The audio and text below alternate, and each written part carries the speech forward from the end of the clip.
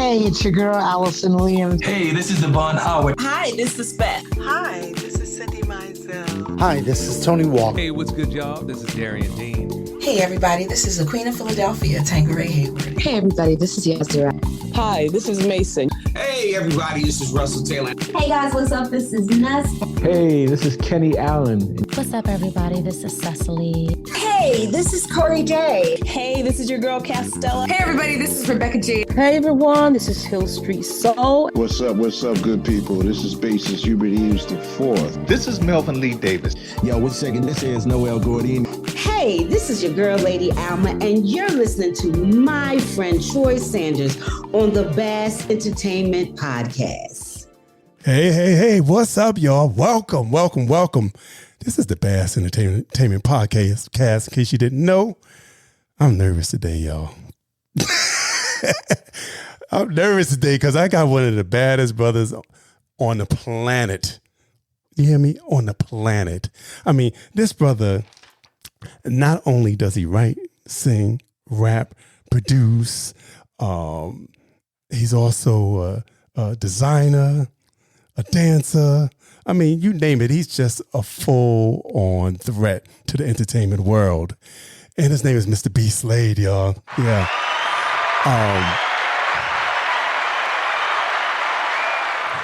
God is good because I've been looking for this brother to be on the podcast for a couple of years now. So now to have him on here, I am just so thankful. But, you know what, before we start talking to Mr. B.Slade, I want to play a little song that I think is going to get your blood circulating. It's going to get us all started and get us ready for this good conversation. And it's called Witness. And if you haven't heard it, I know you're going to love it. And check it out.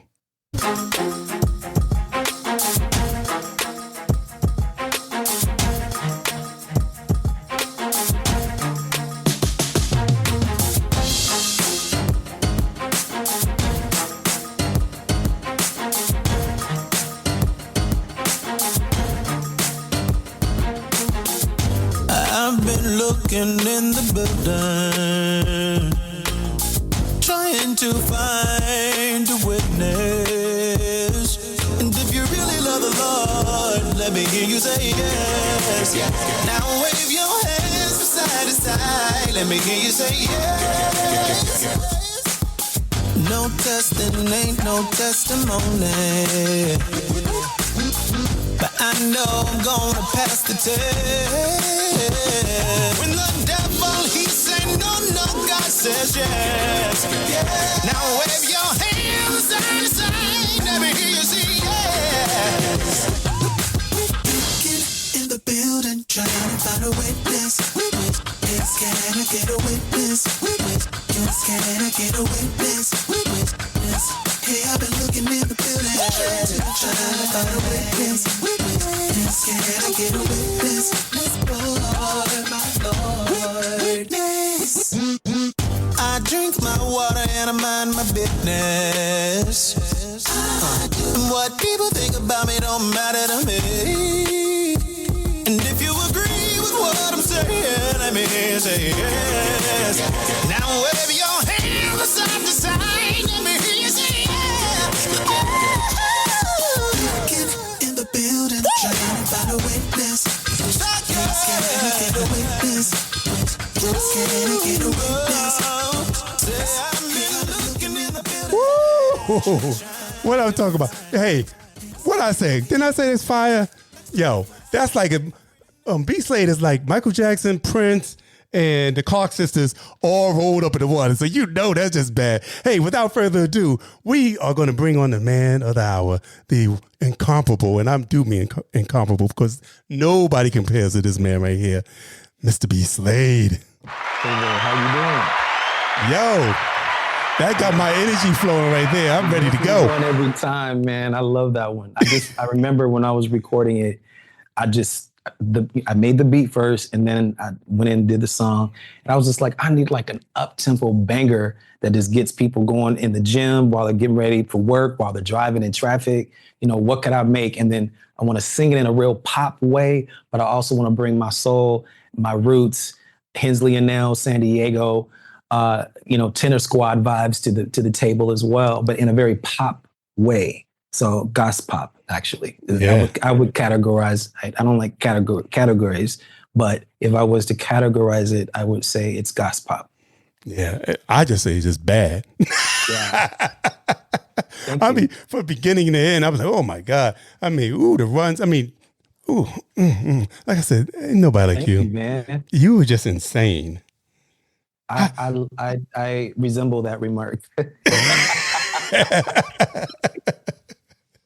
Woo! So how are you this evening? I am good. Everything, because you look like you chilling too, bro. Yeah, I'm in my guest bedroom over here. That's why I do all my work until I get the basement all set up with my everything. I hear you. I'll be doing the same thing in my lab. So yeah, this is my lab right now. Yes, but eventually I'm going to move it downstairs and get a little better setup. Yeah, let's just do it. New vibes, new things. Exactly. I might even start doing some videos. I think you should do that. Do a little live thing. Mm-hmm. I think that would do very well. And then you can just take pieces of that live, and those are all your little chopped up reels and things that you can put on Facebook and on your Instagram. We only get 3 seconds, so you gotta film the whole thing, and then use apps like Opus Clip. It chops up the best parts and gives you a percentage of which ones it thinks will find the most virality. So it's called Opus Clips. And basically, it takes your hour-long or your half-hour-long podcast or interview or whatever it may be that you're doing, and it through AI finds those highlights that it knows you can chop and just post in 15 or 30-second clips. You can decide how long you want it to be, but that's really where it's at. And then in return, people are then drawn to the full length because that's like the trailer for the full length piece. So I think you doing visuals with your expertise, your experience, and the type of clients and artists that you bring onto your show, it could be advantageous for a content creator such as yourself. Well, thanks. I wrote it down because I'm going to check it out. I mean, what about, I'm going to pick your brain now. He's like, what about right now? Like I got 145 episodes.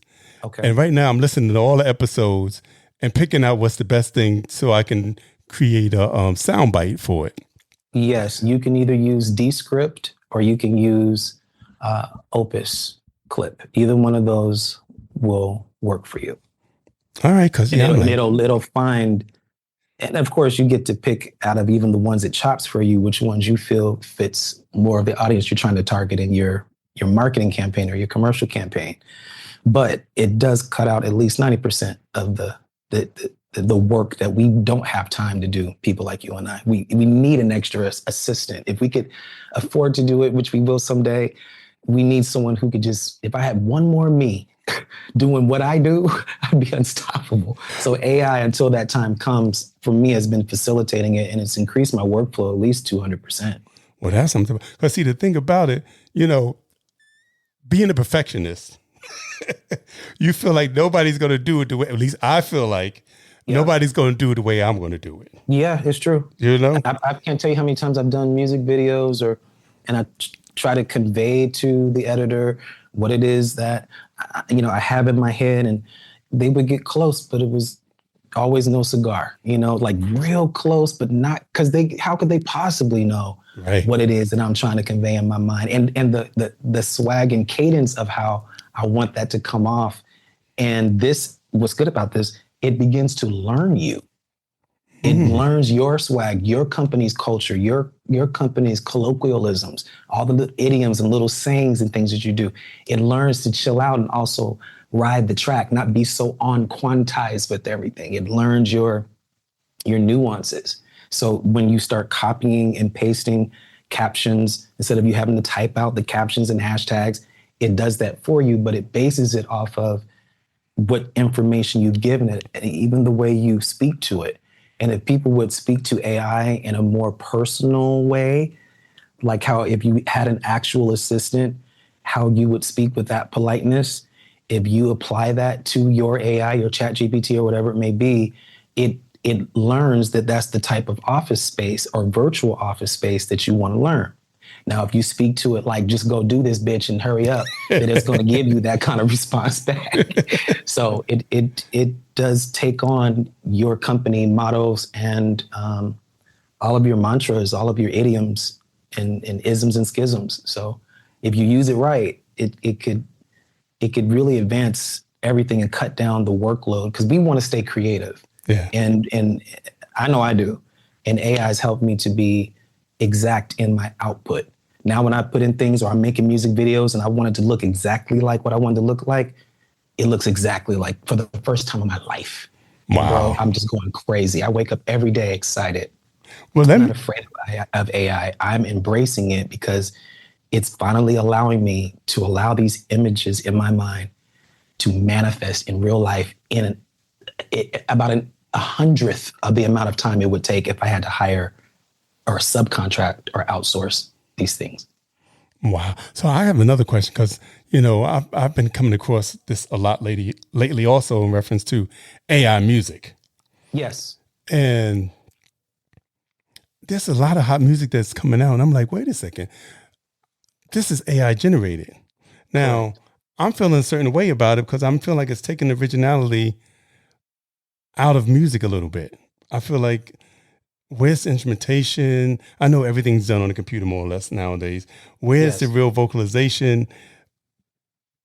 I'm not really seeing it, you know, the way, you know, I guess the person that made it. I don't see it as, I can't say as music because it is music. No, I know what you're saying. You're saying that what it's doing is it's assimilating things that are already out in the earth, that when we signed many of our agreements, a lot of us who were in the industry, say in the past 30 years, these things in technology such as Spotify and Apple Music and digital streaming, none of these things existed at the time that we signed these agreements. So there was no legal protection or understanding about how it could be reutilized again with or without our permission, right? So right. It's learning us, right? It's learning things that sound like us in a synthesized way. But anybody with a soul can notice the distinction between the two. I don't think there's a right or a wrong with AI. I think it's the intention behind it. And don't try to act like, you know, you came up with this by yourself, but I'm hearing Timbaland's snare and I'm hearing Rodney Jerkins' kicks, you know, and I'm hearing Rich Harrison's bongos. You know where you got that from. Even if you don't, the computer knows where it got it from. And if you're a true musician or producer, I believe you should do your research.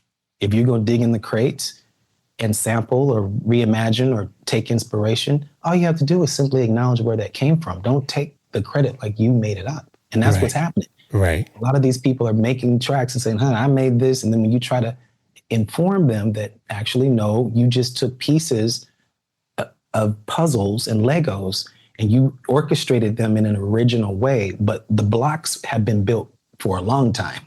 You didn't build the blocks. Right. You didn't make the blueprint. You are me for Halloween. Let's be clear. Right. You're Party City.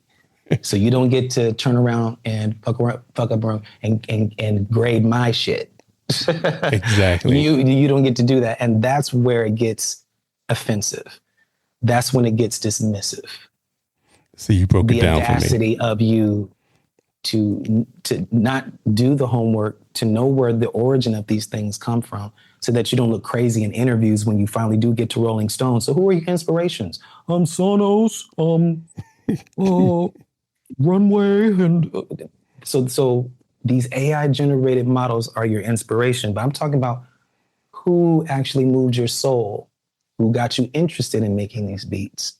Which artist triggered you that way? I don't know. I just typed in some stuff. But then there's your reward. Right. But on the flip side of that, when you got to deal with people who were, well, at least in the country and pop side of things, I've never had problems with splits. But when I get in doing that R&B and hip hop splits, it gets a little dicey.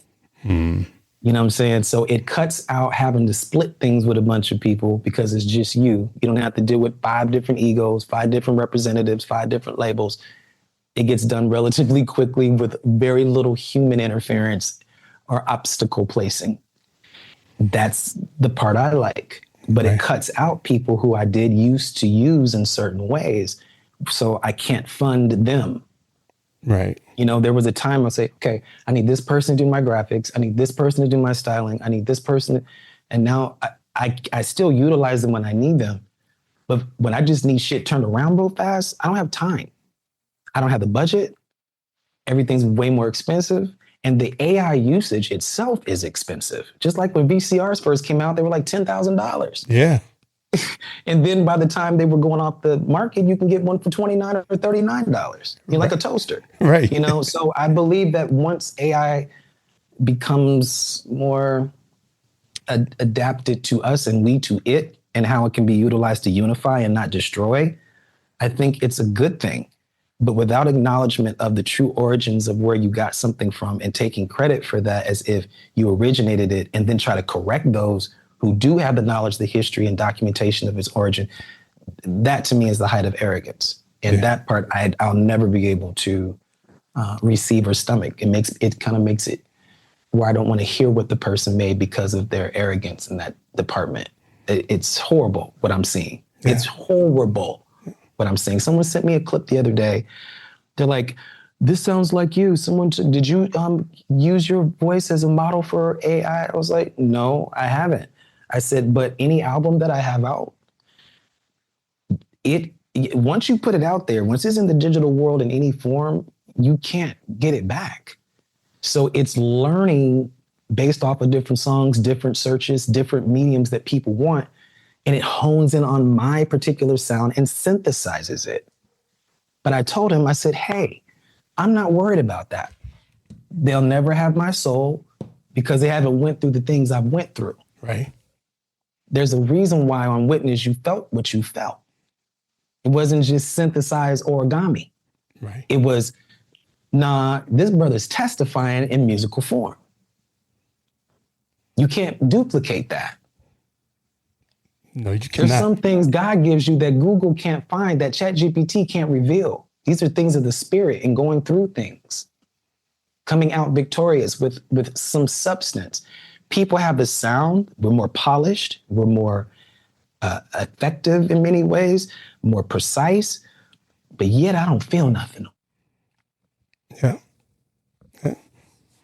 So it's like, so I was about to say, when I come across these songs, I said, oh, well, this AI, I'm not promoting that.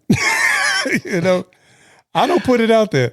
And well, then that means you wouldn't be promoting my newest video, which was completely done on AI, I Dive. You see what I'm saying? No, but what I'm trying to say, well, I'm talking about songs itself that come across. Generated that way. I know what you're saying. Right. And now in that regard, I can see you protesting digitally on that. I can see why you do it. And I understand why it needs to be legislated. Exactly. Okay? There needs to be parameters, not to hinder people's creativity, but to make sure that there are guardrails for when does it turn into something else? Who's to say who made what at what point? Right. It's like two Spider-Mans pointing at each other. No, it's you. No, it's you. No, it's you. Right. So I think at some point at the federal level, there has to be some type of retribution for people literally just being able to live things that they didn't pay for, that they didn't earn through study, experience, mastering one's craft.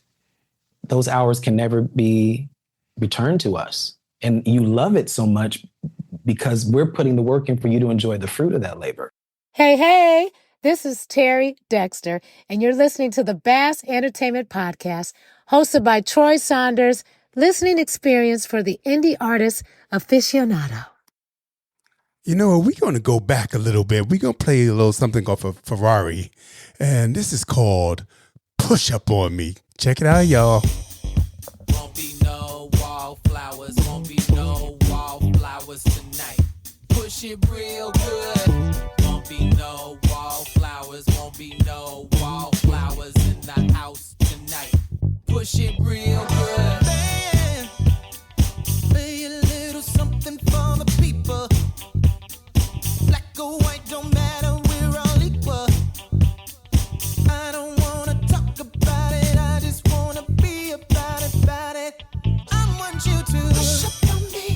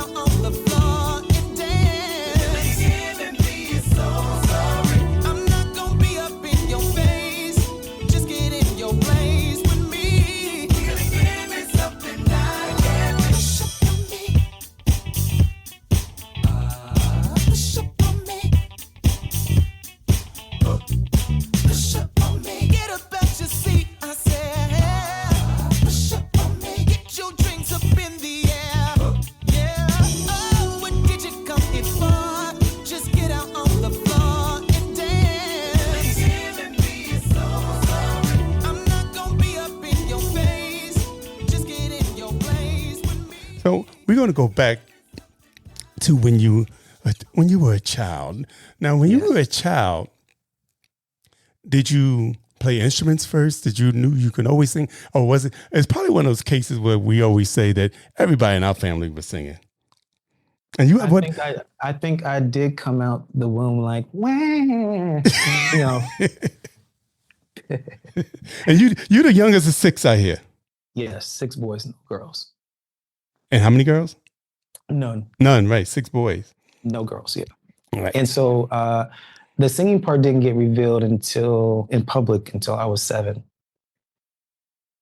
I love music always. Pots and pans first. So how did it get revealed? Did you go to the church? You was in the church and they say, baby, can you sing a little something?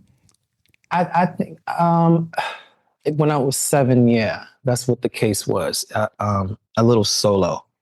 I wasn't ready. I was hiding behind drums first, bro. So but I started with pots and pans and then instantly took to tambourine with skin on it. Not the one with just the circle and the timbrels on the outside. That's some, right. I don't know. You can get them all. You get different beats. Josie and the Pussycats tambourine. Right. You can hit the middle, get a little different sound with that. Get the rim. It's like you know what I'm saying, right? So percussion has always been fascinating to me. That's why if you listen to, Witness, you'll hear a lot of percussion. I love Rich Harrison. I love Chuck Brown. I love Teddy Riley. I love New Jack Swing. It'll never lose its power. It really has always moved me.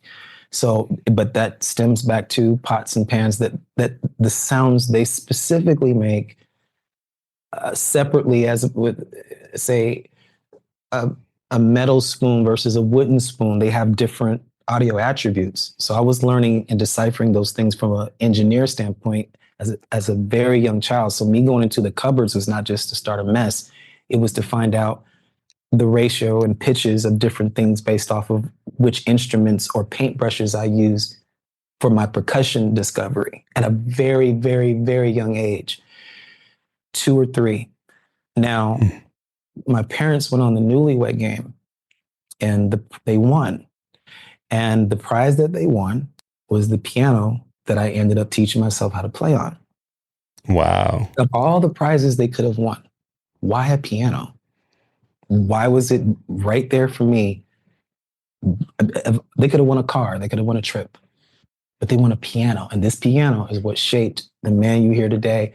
Everything you're hearing in Witness from that time here was from that Kimball with Bob Eubanks on the Newlywed Game. And if anybody's out there that can, because a lot of those shows were taped over, they didn't realize the value of those TV shows back then. They would tape over old episodes all the time. But if there's anybody out there who could find somewhere between 72 and 73, Anthony and Betty Williams on the Newlywed Game, if anyone has that footage, or someone who might be able to get me in contact with someone who can get me with that footage, if it still exists, it would change my life if I could see that. You know what? What was Newlywed Game? NBC probably? I think that was ABC. Yeah, I think. But I've done some initial research, but as I stated before, there's a possibility it may not be there because they used to just tape over stuff all the time. They didn't see the value of the future. They just needed some tape right now. We don't want to buy no new tape and we don't have any place to store all this shit. So let's just keep taping over stuff. So I'm praying that they did record over my parents' episode. It's a lifelong dream. I've had several lifelong dreams. 2 of them have already come true. One was to be in a Janet Jackson tour book working on some aspect of her tour. That's happened 5 or 6 times now. But I have not had the dream come true of seeing that episode of the Newlywed Game with my parents on there. It would be life-changing. It would truly give me permission to fly even higher because I just needed to see what they look like before they knew me. I don't know them. I didn't meet them. I only met the parents that knew me after they already knew me. I want to see what vibes they were on before I came around. I think it would help me understand a lot about myself. I think it's going to happen. I want it to so badly, bro. I'm praying that it does. And I want it to happen in a way, my dream for how it's supposed to be played, I'm supposed to be on like somebody's TV show or it's on it's like on a talk show, or it's a special moment, like when they brought out Mary Tyler Moore for Oprah, but she didn't know Mary Tyler was there. Yeah. It has to be done in that kind of way for me. If they could not only find it, but present it in that way, you talk about some good ass, crying ass people literally bawling on, at their homes watching that moment happen. Cause I'm telling y'all, I'm going to just receive it and just lose my shit to see that. I can't wait. If it happens, God, please, if someone's out there, please help me. Help your boy B.Slade find his parents on the Newlywed Game. I'm thinking right now who I can call and maybe help with this situation. This is a great mystery, man. I love Elsbeth and I love Columbo, because Elsbeth is just a female Columbo that's funnier. But I already know who done it, but who done it? So find my parents, okay? Between 72 and 70. Well, I think that the Newlywed is up to like a year or year and a half together. So they got married in 72. So I would say between the 72 and 74 season, Anthony and Betty Williams. And they won. These were winners. And they got and God had a plan before you was even born. Oh, set me up real good. Okay. He made sure that the prize was the prize of the high calling, which I would later have in God. See? We're working backwards from sweatless victories, ladies and gentlemen. I always, say that everything happens for a reason, even if you don't even know the reason why. Mm-hmm. Say that, bro. You ain't got to know the reason. Just know whatever you're going through is going to get you to some places you need to be. Bro, you just activating this program, you putting this whole podcast together. If you hadn't manifested it, then the people couldn't come. You build it, right? By faith, even if you don't know what you're doing, but there's something in your heart saying that you're supposed to do it. And I'm sure I can speak for you in saying, when you first started doing this compared to how you're doing it now, isn't it night and day? Night and day. You know what? You're funny, because I went back to the original introduction that I had on here. It's an introduction to Bass Entertainment. I listened to it. I was like, oh, no. Oh, my God. But the thing is, we have to, and I do the same thing. I can just hear when I was younger in my earlier work and just how I sang, because certain things hadn't happened in my life yet. And I can tell when certain things happen, how my voice changed. So it's the same thing like with our early work. And it's important not to judge it too harshly, because at that time, we thought that was the best shit we could do. Yeah. And we need to honor that space. We know that we've grown from there, but had it not been for that initial move forward, you couldn't have perfected it in craftsmanship the way that you have it now. So I don't always like hearing or seeing the older parts of me until I'm able to deal with what happened in those times. Because for some people, it's a hit song or a dope episode, but they don't know what you were going through, but you were just professional while you just kept doing more episodes. They had no idea what was going on during and behind the scenes. But if I go to a restaurant, I don't care what y'all going through in the back. I really don't. I just want to make sure that my stuff is fresh and safe and that it's on, on time and tasting right and looking like what I just saw on that menu. Right. Because they be trying to trick your ass. I'm like, what is this? I'm like, right. Oh, this is that. I'm like, this is not that, which was prophesied by the prophet Joel. This sandwich is not that. I want that crispy lettuce, not this. Oh, where those soggy stuff, right? What is these dimple dumplings you have for buns for this burger? What is this? And this meat. Okay. See, you put cheese on the meat. You did a bait and switch on it, brother. Baited me with all this and gave me this. Nah. You know what I'm saying? But if we look at our old work in a way that's like, we can't be too much, because at that time, that was the absolute best. True. We went in boldness and courage. We didn't read that vulnerable. You can hear the vulnerability in our early work because we still trying to figure shit out. But how will you ever get better if you just don't just get out there? It may not be a podcast for you. It could be sewing for somebody who's listening. It could be writing for someone who's listening. It could be someone wanting to be an instructor, and it's just a hidden desire. You have teaching in you, but you're like, well, how would I even get started? YouTube University. Yeah. Anything you want to learn how to do, you can find the answer. That's what I was saying earlier. We can't just come up to people talking about buy my stuff. It's what experience and wisdom do I have that I can give you 9 pieces of, so you can, first of all, trust my ass. Because you got to build brand loyalty first. Yeah. Let's get into that.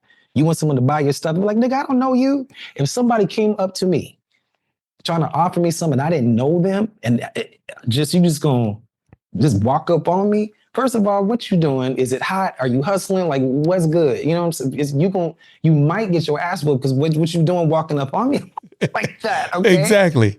So if we're like that in real life, then why would we approach people like that online or in digital commerce? Buy my shit. This is my new step. Girl, we don't care. Who are you? Right. Where you come from? Who your mama is? Who is your mama? Jesus I know and Paul I know, but who are you? Right. Yeah, it's so true. Yeah, so I'm learning to be less harsh about earlier work. I can hear the innocence. I can hear the I think I'm grown, but I haven't learned shit yet part, but I thought I was grown at the time. I can hear, y'all can't hear it, but when y'all play the songs, it's like, oh, it's just a hit song, or this is just a dope song I like. But when I listen back, I remember exactly where I was in my heart and my mind and my journey at that time. Some good, some bad. Hey, this is Corey J, and you're listening to Troy Saunders on the Bass Podcast. You know, I'm going to play something from his 2017 self-titled album called Work That Body.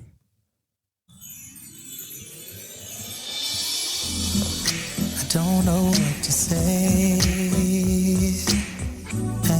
and I don't know what to do.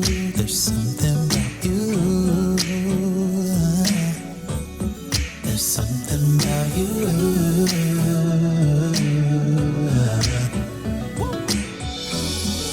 You brighten up the days. Oh, baby, don't change a thing. There's something about you. There's something about you. Yeah. Oh, baby, I can't explain it. Yeah, anytime or any place, baby, I'll work that body. Just call me over and I'll work that body. Ooh, I can work that body right. Ooh, I get so excited when you lay next to me.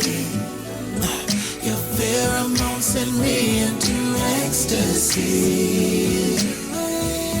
Feel all my fantasies. Whoa, yeah. Oh, baby, I can't explain it.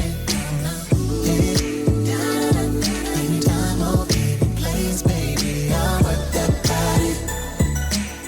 Just call me over and I'll work that body. Ooh, I can work that body right. I get so excited when you lay next to me. Your pheromones send me into ecstasy. Feel all your fantasies.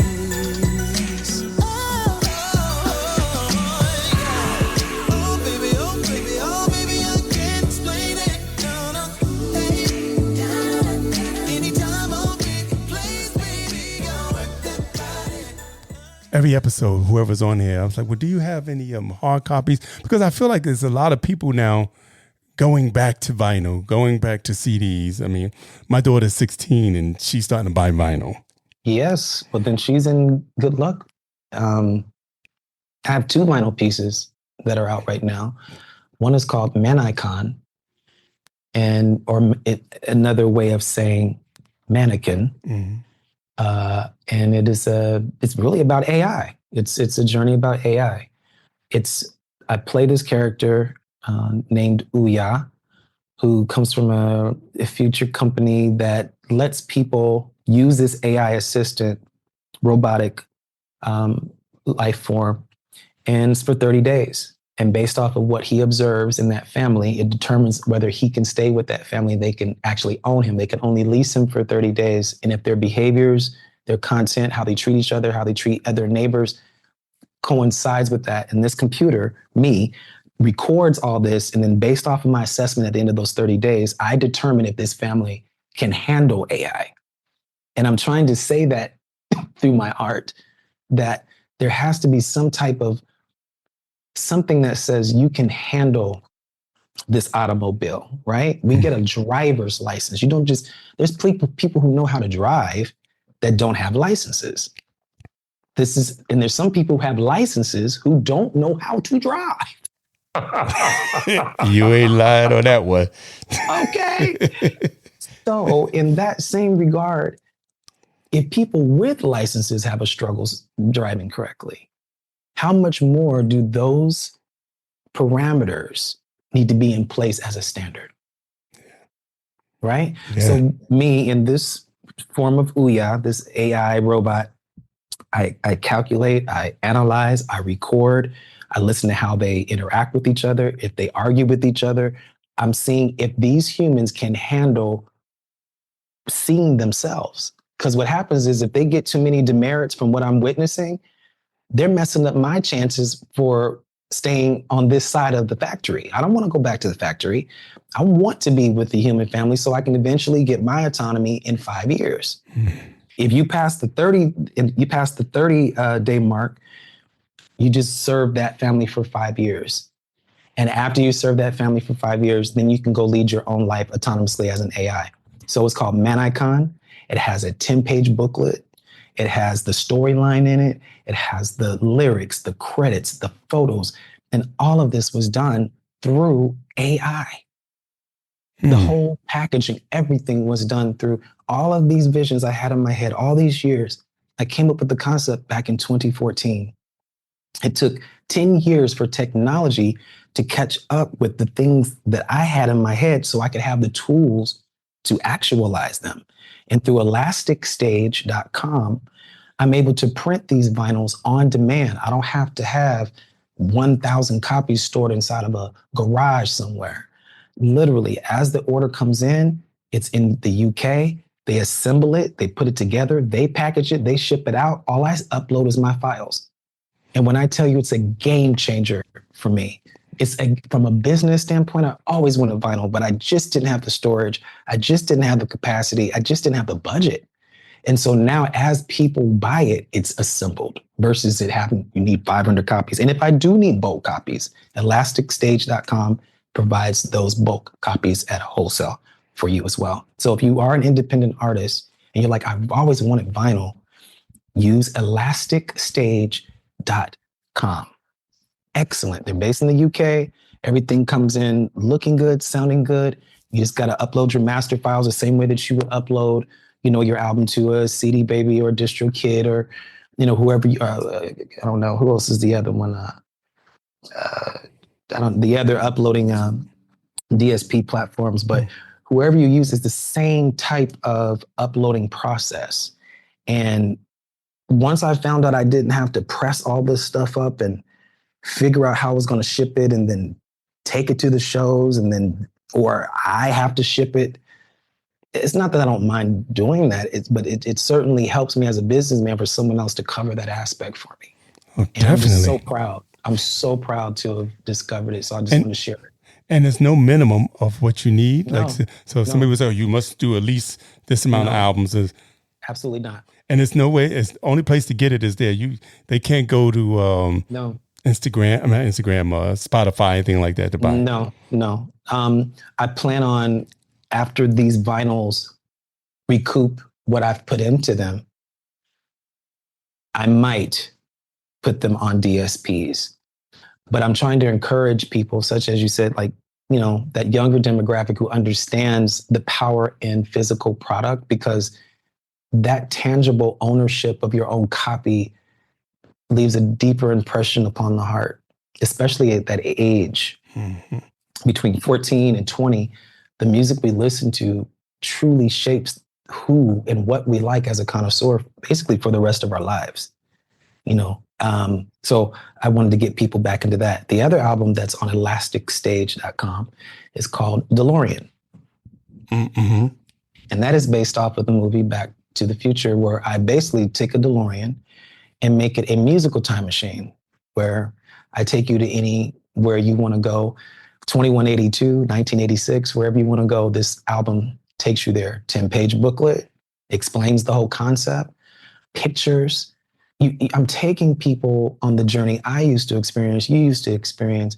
When someone dropped an album, you listen to that record, this was your album, and the first thing you want to do was pull out that sleeve and see them credits and see who put this to, while you're listening, who put this together? What did they say right here? Where was this recorded?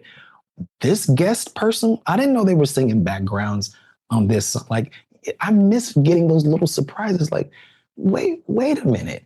Johnny Gill was doing snaps on right the Skin Game. I mean, like, you know what I'm saying? Like, or was it like, what? Pebbles was singing background for Paula Abdul. You know what I'm saying? Like on that Forever Your Girl album. Like, wait a minute. But you don't get that if you don't get credits. Mm-mm. You don't, and then you don't get the ownership of the initial experience of said project. That this is mine. This is my investment. This is a part of my library. This is a part of my museum. The tablets and testaments of my musical taste and heart. I don't ever want my music to feel like it's just vanishing air. I agree. I want my establishment in the earth. I want it to be, it was written. Well, y'all heard it. You go on over to elasticstage.com. Just type in B.Slade and all my records will come up. Come on now. You know, support. Please do. And you know it's going to be bad. I don't be playing no games, man. All of it's digitally remastered. I'm working with a very talented mixer, master, arranger who also worked on a lot of the artwork with me. His name is Tobias, and just graduated from college for music and mixing and engineering. And I'm just so proud of him, and to have somebody like that who understands it and believes in it. Because all you need is one or two people in your crew that get where you're trying to go. And all three of y'all can just turn the whole world upside down. It doesn't take a whole army to change the world. It really doesn't. Right. We are the sum of the 5 people that hang around us. So I don't need that many. I just need someone who believes in me and will work as hard as I do at it. I'm still looking for those people too, because right now I'm the whole island. You know? I do it everything. I call somebody and say, well, because I'm tired of shipping out T-shirts and stuff. I'm like, where can I? It's a thing. It's a job. People don't get it. It's a real job. It is. I'm like, wait a second. I like that too. This the shirt that you have on, you guys probably can't see it because you're just listening, but it's the Bass Entertainment. But just it's a very clear font that you can see from far away. So I try to keep it very simple. Very simple. Yeah. And we're going to talk about Plush Boy too, because you got some bad stuff over there too. I love it. Oh yeah, well, I like when people like yourself, anyone who's an entrepreneur that has the ambition and audacity to just make their own shit inspires me, bro. So like, especially clean lines. Exactly. I don't like it too busy. Like when I do my posts, I'm doing logo, name, picture. I hate those posts with all the information up on it. It's too much. Yeah, I noticed that on your marketing rollouts for this particular podcast, you picked the right song. You didn't even know that I Dive was a campaign at the time for me. Mm-mm. That tonight, I knew I was going to be on with you. So it's like, maybe today's the day I drop a longer version of the video, which ties into the marketing that you decided to go with. And we hadn't even discussed it. And I was just so impressed with that. You just felt that and you discerned that. And that's what music does, man. Game knows game, tribe knows tribe, you know? And I just appreciate anyone who is trying to make their own manifestation. We all should be manifesting something. We're all good at something, but we're also good at several things we may not tell other people about. And they try to box you in and compartmentalize you into some appliance that only works for their visions and their dreams to come true. But there's several things that you've been good at. You just haven't revealed it to the public yet. And sometimes you don't even know. Like, how do I know I was going to be a good podcast host? I knew nothing about podcasts. I never did a video or none of that type of stuff. But I felt it in my heart that I knew enough people to talk to that, hey, let's do this. You know? Let's do this. Yeah. And it's more conversation based, works best. That's why I think I was, making sure before I even went with it, this particular podcast, I only take podcasts where it's like I'm talking to someone I feel like if we would just go have some coffee, it would be the same thing. It's just on a good mic, Yeah. And I just appreciate seeing other brothers manifest and do things. And as you go, the pieces will come together for you. Whoever's listening, don't worry about the how, just know it will. No, Each step will reveal itself as you step towards it. If you're trying to find the steps all the way to it, then your faith is probably never going to expand. But it's faith to faith. You just take one step at a time. And as you like on, what was that? Indiana Jones, I think was the third extension or the fourth, where he had to step out on faith. And if he didn't have faith, he was going to fall between these two precipice areas. And that's being an independent or an entrepreneur or independent artist is you literally, as you go, the steps, the people, the assistance, the favor reveals itself. It's like funny. I mean, like I said, I'm nervous, y'all, because I don't know when I first, when I was trying to put down my ideas and what I was going to do in this episode, I was like, oh my God, it's so vast. I said, you know what? I have the basis of what I want. I'm just going to go with the flow. It's just going to fall into place. It did. Even how you led me into the vinyl. You weren't, you know what I mean? Like you're on, it's okay to have your exoskeleton, but we also must be open to everyone's contribution in assembling the muscles and the skin. The bones, put the bones in place. We do need guidelines, rails, maps, lanes, right? Mm-hmm. But things can be developed as you go just by trusting humanity and the chemistry. Polaroid takes a little time to develop. Shaking it's not going to speed it up. Right. We all thought we shaking that didn't speed up anything. If anything, you were fucking up the picture. Okay? Right. So yeah, just let it flow. And then you went into the vinyl thing, and then I'm able to go into that without it sounding like I'm trying to do an interview that is for promo. The promotion came just in a roundabout, casual side doorway.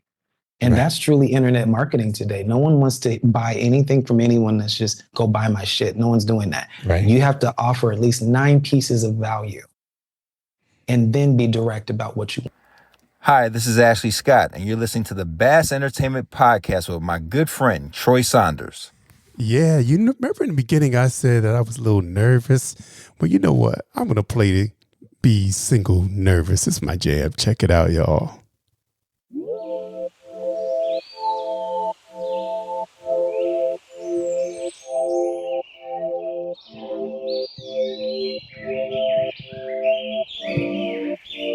You make me nervous. Yo, turn this one up. Get on my nerves. You were the first one to make me nervous. I'm normally cool about it. Don't know what to do about it. You're so fly. You're so damn fine to me. Nervous. I'm normally cool about it. You're so fine. Oh, you've got me nervous. I'm normally cool about it. I'm unraveling at the seams. 'Cause this time it ain't the same thing. You're making me nervous. I get butterflies sitting next to you. Apparently I do the same thing to you. Because you're just a reflection of my affection. It's been a long time since I've been at a loss for words. Now should I obey my thirst? Or will that just make it worse? I swear you make me so nervous. I've been thinking about you. I just can't help it. You render me helpless when I'm around you. I swear I don't know what to do.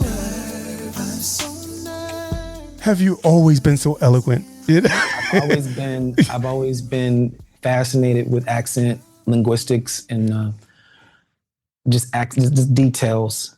I've always been meticulous with that.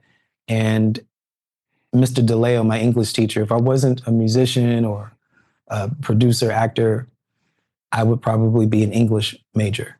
I love linguistics and thoughts, how words sound, how words look aesthetically, the architecture of letters, words, how they're put together has always fascinated me. So I'm very into how I'm speaking, just flowing with it, being myself, and being meticulous about those, dotting those I's and those T's so that when this is listened to hundreds of years from now, it'll be very clear what I stood for. Yeah. You know, I'm thinking that, like me, you are probably a little perfectionist. Like you said, crossing those T's and dotting those I's. So how do you know when to stop and say, you know what, I did enough. This is complete. Because, you know, we can always find something else to do on a project or on a song or something like that, because it's never complete, because we always want perfection. Do you feel that way? I say 80% done is ready. Don't try to put it out after it's 100%. You'll perfect it when it gets out. Just 80% good. Your 80% is 200% to most consumers. They really don't care. So all this shit you worrying about is just hindering you. Put it out. True. So true. 80% means you're ready to go. On the next sophomore album, the next sophomore or second season of your podcast, second season of a YouTube channel, whatever, the budgets get better. You maybe hire some people to help you, you know, but get started. The people who you look up to online that you think are these great creators and stuff, if you look at their old stuff, they had to start somewhere too. And the funny thing about it, even the people that you think are great creators, some of them are struggling too. Absolutely. You know? Absolutely. I mean, they have all these followers or whatever's going on, and then you speak to them and they're like, Troy, all this coming out of my pocket. I don't even know how I'm going to make the rest of this work, and blah, blah, blah, blah, blah. It's so true. And that's why we have to fellowship with one another. And that's why we have to edify one another and encourage one another. You know, this is a platform, obviously, that you are giving to artists and actors and people in all, I've seen all walks, but particularly in arts or very creative, eccentric arts, meaningful art. We don't get a chance to really voice our minds. We're always promoting stuff. You know, it's something, and there's nothing wrong with promote, but it should come in, once again, through the side door, not the front door. And creating the platform now informs. Platforms are made to inform. Yeah. And it kind of always takes me back, but I still feel, I feel good about it when I hear artists say, or people that are listening say, let's say if I ask somebody to come on, they're like, oh my God, we've been waiting for you to ask me. I'm like, really? Wow. I said, why didn't you just hit me up and say, can I come on?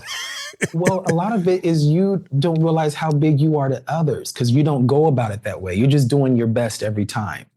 And the Winans have a song that says, for we may never know all the people we have reached. We may never know. We think we're having minimal reach, but you don't know who's enjoying in what country. I found out people all over the world are listening to my new music. I'm like, how do they even know? Because it's not that world anymore. Don't limit your reach or underestimate your reach. People you have never met are fans of you, brother. My audience just got reintroduced to you. That's 127,000 plus with a million eyes each week that just look but don't follow. Oh, I bring the eyes to the yard. Yeah. But had you not made the first step to give me a platform to share the platform, that reciprocity couldn't be activated in one podcast. One artist could put 1,000 to flight.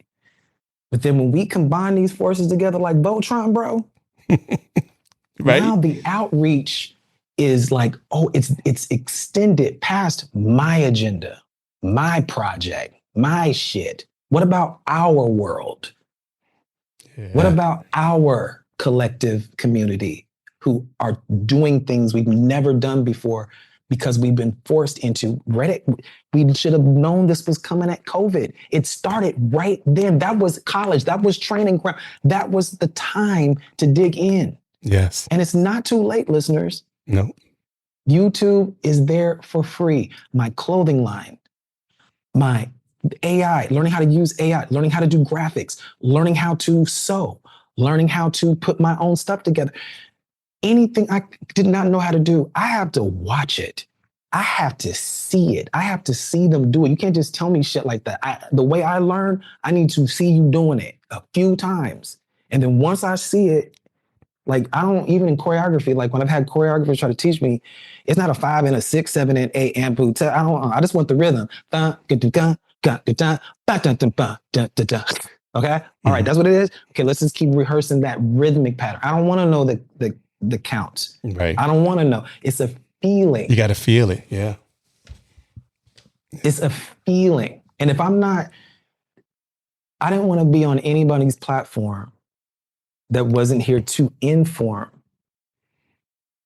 And that information has to come from a true place because people can discern when you're full of shit. Exactly.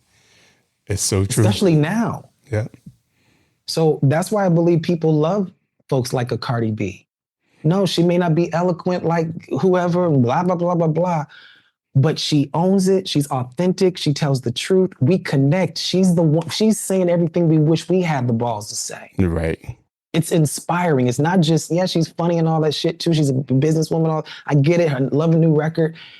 All of that's amazing. But there's something about her that you're like, nah, what you see is what you get when you buy Coronet. Yes. Yes. I mean, it's the same thing with Mary and, you know. Yes, you can feel it. Yes. Like, nah, this is, no, y'all think this is like something they made up for the album? This is really who this is. That's why on My Life, we felt Mary. We're like, yeah. Nope. Yeah. She done been through she done been through some shit. Yes. Yes. It testifies to you. When it's the truth, bro, it testifies. And you get goosebumps and you're like, why do I feel this way? And what's happening to me? And it don't have to be perfect. No, it's the feeling. The feeling. She meant that shit. Damn sure did.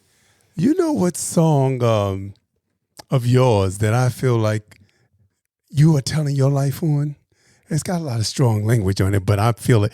This song, I feel, and I'm going to play it right now. It's called Vendetta del Negro. So check this out, y'all. It's B rapping. You know, we know the brother can sing, but he raps his behind off too. So this is Vendetta del Negro. Check it out. Yo, I had it all, then I lost it all, then I got it all back again. Hey, yeah. Yo, I had it all, then I lost it all, then I got it all back again. Double, double, double, double, double, double for my trouble, motherfucker, I'm back. You a little ass chicken McNugget, nigga, I'm a Big Mac. You can call me David Copperfield, cause I disappear, then I reappear like hot fashion. First I conquer and divide, then I multiply, then I chop it up like fractions. Nigga, call me amnesia, cause you can forget it. You can spray your for breathing your lies on, but nigga, you know I just shit it. I'm a singer, a rapper, an actor, a dancer, you can't stop my vision. Yo, you can't be a boss, you can't be a star if you constantly bitching. If people don't open the door, then you kick it down anyway. You can unplug my mic, you can turn off the lights, but I'll shut it down anyway. Now these niggas all up on my dick like a porno. And I know that you like what you hearing and seeing, but this time it's solo. Now you begging and asking for money from someone that you call a homo. Now this faggot is killing the game and I got you bent over, no homo. I remember when they said that I couldn't do it, but nigga, I did it. You keep fucking with me, but yo, I got the tea and yo, I'm about to spill it. Ooh, I'm so icy, I'm chillin'. Call it a homicide, nigga, I'm killing. Yo, I'm devoted, I'm focused, I'm on it. Fuck 99, nigga, keep it 100. Call me an orphan, I know you don't want it. Somebody send me a worthy opponent. This is the top of the year and I'm already booked for the end of the year again. Publicly humiliated, now I'm elevated and I do it all again. Flipping the script like I'm Nadia Comaneci, nigga, I scored a perfect 10. I put a kamikaze when I move. And that's, if I'm not doing that, and this is where I'm at, I'm finally at that place as B.Slade 15 years in. For the first time, I can speak my mind. People think, well, you've always spoken your mind. Yeah, on records, but not like, if you talking to me, this is just what I'm standing on. It's an amazing feeling that you caught me at this time, where I'm in a place to mentor, when I'm in a place to share, where I'm in a place to share my discoveries and experimentations. Well, you know what? That leads me perfectly into the album that I'm talking about. My Modern Manhood, Prayer Drone? No. Prayer Drone. Leads me to Prayer Drone. Yes. Uh-oh. Because I love your little interludes in there, like Big Brother. Yes. You know? Oh my God. I'm like, That was life-changing. Big Brother speaks to me. Matter of fact, I'm going to play Big Brother. This is not even a song per people, but this is something I think you all need to listen to because it speaks to me because I feel your pain with losing your parents. Yes, sir. I mean, and sometimes you feel like you have nobody there for you. Yes, sir. But you can always speak to God. That's right. He is your big brother. Yes, he's not just our father; he's our big brother too. He's our brother, our sister. When you ran that down, I'm like, all right now, come on now. But once again, it testifies, right? Yes. And your heart knows. It just knows. It's like, I'm gonna play it. If this is gonna make you want to go get prayer drone anyway. Yes. This gonna make you want to get it. But the whole thing is because we talk about Doubting Thomas. We had that to play and everything. Ooh, I'm excited. But let's get to matter of fact, this is gonna lead us. This is gonna lead us into Doubting Thomas. I love that. Thank you. Oh, my pleasure. I love that interlude. Yes, come on now. This is one of them things where he's trying to shift my thinking from him just being only my heavenly father, but also that older brother type. There's things you can share with your siblings or your older brothers or sisters, that you can't really share with your parents. There's things your parents can't handle in the natural, but I'm learning that, he's not just a covering or a father or provider, but he's also trying to allow me to be his homie and for him to be my big homie. And, I know I get upset when people don't trust me or doubt, my capabilities. So if I'm a reflection of him, he's probably like, yo, trust me. Like, the things you want right now aren't necessarily the things that you need. And that's a hard pill to swallow, especially when you're watching your enemies excel, It's like having a first place anointing, but you always in second place or on the side, or you're a ghost, But I've come to find out, it's like, when you're ready to handle it and won't fumble it, that's when you get it. Prayer drill, man. Yes. I love this. I love this whole album. The whole thing is that kind of conversation thing. Yeah. Like you're sitting down with a friend, just chopping it up. That's how I was really feeling at the time. And I knew if I was going to like do anything that had to do with spirituality, I couldn't just do it the way people expected me to do it. I had to do it at where my relationship with God is currently. And it's on the big brother tip. And he was my father a long time. Yeah. But he's like, I actually got more size than me than that. But it took pandemic for that to get revealed.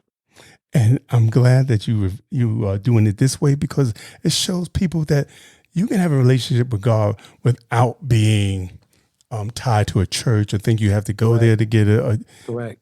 And people say, you're not saved and you're not blah, blah, blah, blah, blah, blah. No, God is bigger than that. What was going on before Christianity? That's right. You know, that's right. People was in touch with God before Christianity came around. He spoke to people directly for thousands of years. Yes. So absolutely. I'm not that I'm knocking anything. No, but that's not the point. But he's bigger than that. Yes. He's bigger than that. His thoughts are not our thoughts at all. You can't. It's like back in the day, they would say at Denny's, they'd be like, "Would you like smoking or non-smoking, sir?" And I'd be like, "Non-smoking." But the non-smoking section was still right by the smoking section, as if the smoke was going to stop right at the non-smoking section. Exactly. It's still traveling over there. It's still traveling over. There's just less of it getting to you. Okay. Right. It's the same thing. It's the same thing. Exactly. You know, God is everywhere. You can't just contain him over to this denomination and this group of people and that group of people. No, that Shekinah glory ain't going to stay contained in one particular room, space. It cannot be. It always was, it always is, and always shall be. It never began and it will never end. It always was. And we should respect those who have differences in the way they believe. And let them find for themselves. Exactly. Show them what I can show you better than I can tell you the God I serve. Yes. And I can show you better than I can tell you that I don't need no man telling me how to get to God who needs to get to the same God himself through Jesus. Exactly. That same leader, that same pastor, that father, that leader, that politician, whoever it is, we all need some kind of help. Because if we could just help ourselves, we would have done that already. Yeah. But part of the reason why we haven't attained certain things is to keep us humble and remember where our help comes from. And when we realize that the gifts that we get and the platforms we get are actually to elevate, not disintegrate people, he'll give it to someone who's a little bit maybe less talented than you, less experienced than you, but their heart is purer than you. And I don't want to be exchanged out for somebody like that. I want to be that person. Yeah. It reminds me of a relationship that I was in years ago. Yes. Yeah. And my partner told me, he says, I want to be like you, more like you. And I'm like, as far as I was concerned, he was more like me, else he wouldn't be with me. Right. Right. Know? I said, but you are. He said, no.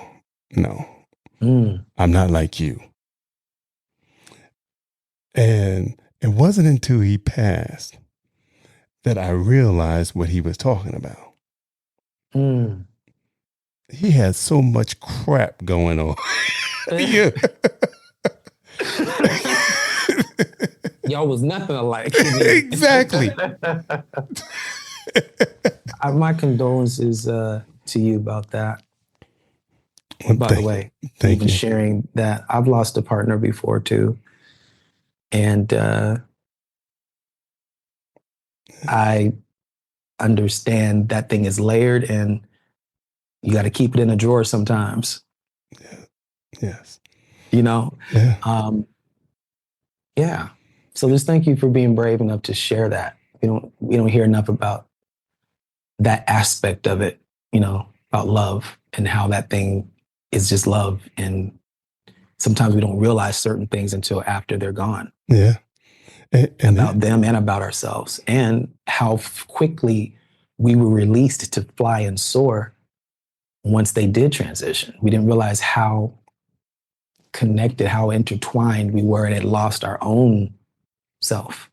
Okay. Yeah.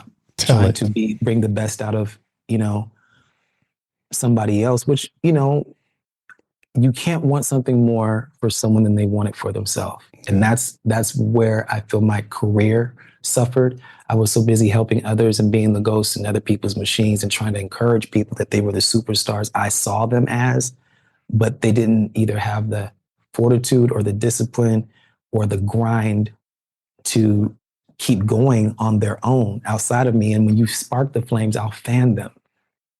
And because I was so busy trying to ignite fires on everyone else, I spent 15 years just making other people's dreams that they didn't even want to come true, try to come true. Oof. Oh, it just takes, it just makes me feel like no one will know what it's like to make great things that never see the light of day. And all you can do is just have this far off memory of how dope we all were excited in the studio it would be if it came out. Yeah. How much we said so many wonderful things about these projects that no one has heard, that if once it drops, oh, it's going to be this and that. Really believe in it. I could almost taste it, bro. Only for it to never see the light of day. So all those hours, my soul goes into this. Bro, I'm not an appliance. I'm a conduit. And that conduit needs a certain type of laboratory and respect for my time, for my consideration. I could just be a selfish motherfucker, just only do shit for myself. Yeah. But it's a slap in my face when I'm doing everything for free and now you gonna try to make some demands and you're not even hungry for it like I am? It's most of us would have been a lot further along if we had helped and believed in ourselves the way we helped and believed others that didn't even want it for themselves. It's so true. So true. What do? Redeem the time. How do I redeem the time? Let bygones be bygones, bro. And shine like never before because it's so fucking dark right now. All you need is a little spark. You can light this world on fire with love. And that's what I hope I'm doing that with this here because it's so dark. It started with COVID. I'm like, this is so dark. I need to do something to uplift. Yes. That's remember I said COVID like activated a lot of our hypnobells. We was like, we knew that we were born to make a change. And I know it sounds like delusions of grandeur, but delusion is what made iPhone. Yeah.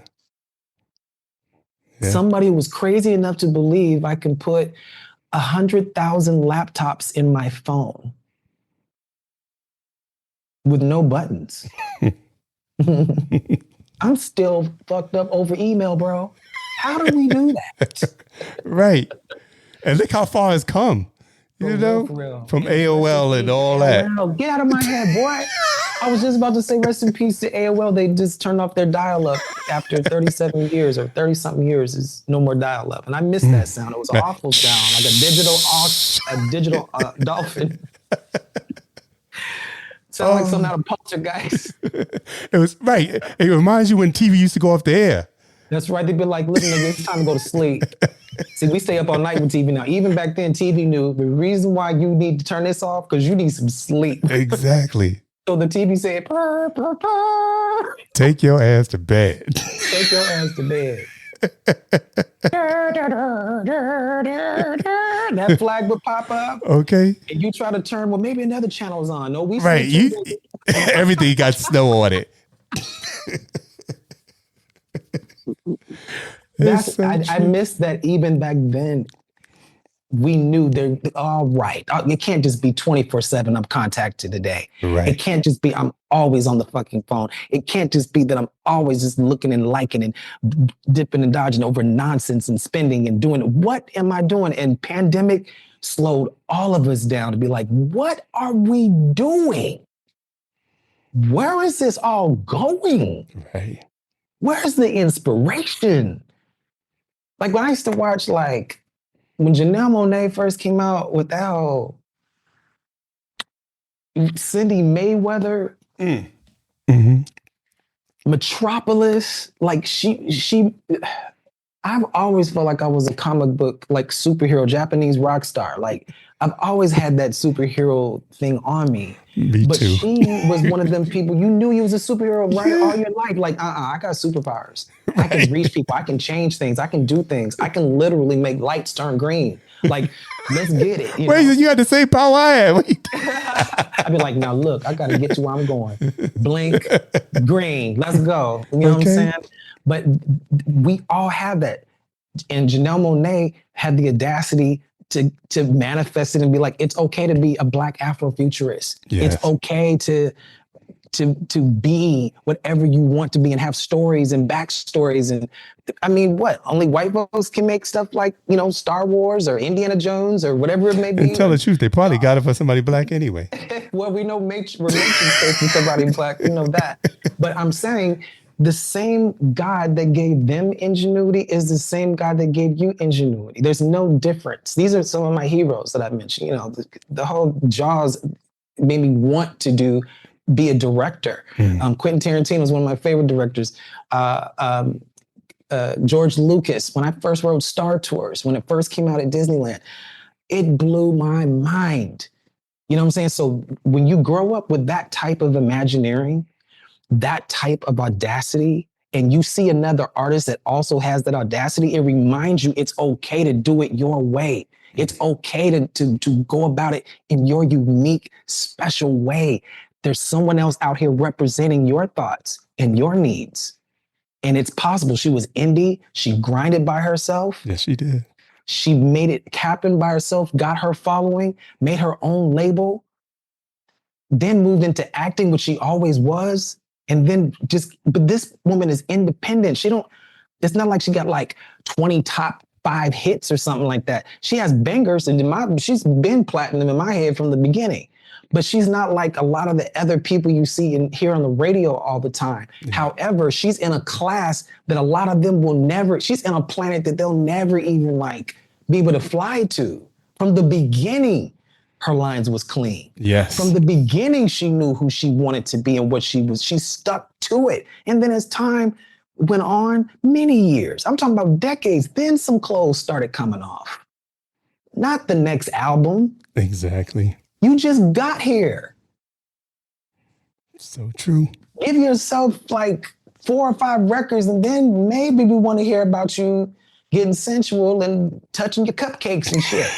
But until then, can we just get to know you first before you start doing all that? Right. I just got to the point where I feel good with my body and posting the hard work I put into it and just owning that shit. This took me years to get to, because I feel like if people think they can get to that too quick, they miss how dope you are. Yeah.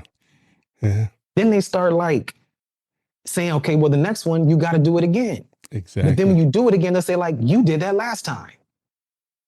So what do y'all want? Your soul. They try to get your soul. Exactly. Janelle said she didn't get to Age of Pleasure after Metropolis. There was a series of life changes, band changes, look changes, albums, Dirty Computer. She did an Arc Android. Then she got into films. Then she was doing fashion. Then she was doing stuff for Ralph Lauren. And she just became this Grace Jones DNA coded cyber woman. Right. How did you pull the shit off? And then on Rolling Stone, now gracefully, yes, these diamonds is going to caress these breasts. Right. Yes, because it makes sense now. Exactly. And we want to see it because you want to own it. Right. And you built up. You built us up to that. It wasn't just slammed in our face initially. And just like any relationship build. I agree. It shouldn't be, you give them all the cookies at one. Bro, as a sapiosexual, and I just assume you're probably sapiosexual too, but if it's not happening in the North Pole in my brain, the South Pole ain't gonna march. Right. Because I'm attracted to that almost that almost like sometimes the anticipation of a thing can be greater than the final payoff. Yeah. And what's good about the hold off is that if it doesn't pay off, you ain't like just destroyed because it didn't meet your fantasy expectations. You never was giving it that to begin with. You're like, hey, if it pops, it pops. And then if it's not, it's not. But I would be much more attracted to anyone if they were funny, smart, intelligent. It's more of a cerebral thing. Sapiosexual is more like, I'm attracted to how that brain of yours is thinking. Right. That's what's going to get me going. Yeah. More than anything you can show me. And then, you know, I feel like if that matches and then that person is comfortable in their skin as is, whatever size, however they look, if they own that too, oh, it's going down. Yeah. It's over. Good night. What's up? No questions asked. Those combinations is what do it for me. Not just, oh, you know, ask somebody send me a picture and it's just like, you know, they cooking up in the kitchen and, you know, this don't have nothing on. I don't know this person. They just sent it to me unsolicited. Right. And I guess they thought I was going to be like, oh, hot frothy chocolate. Oh, come on over here, Ovaltine. Let me show you something. No, first of all, if that's your handshake, wash your hands. Right.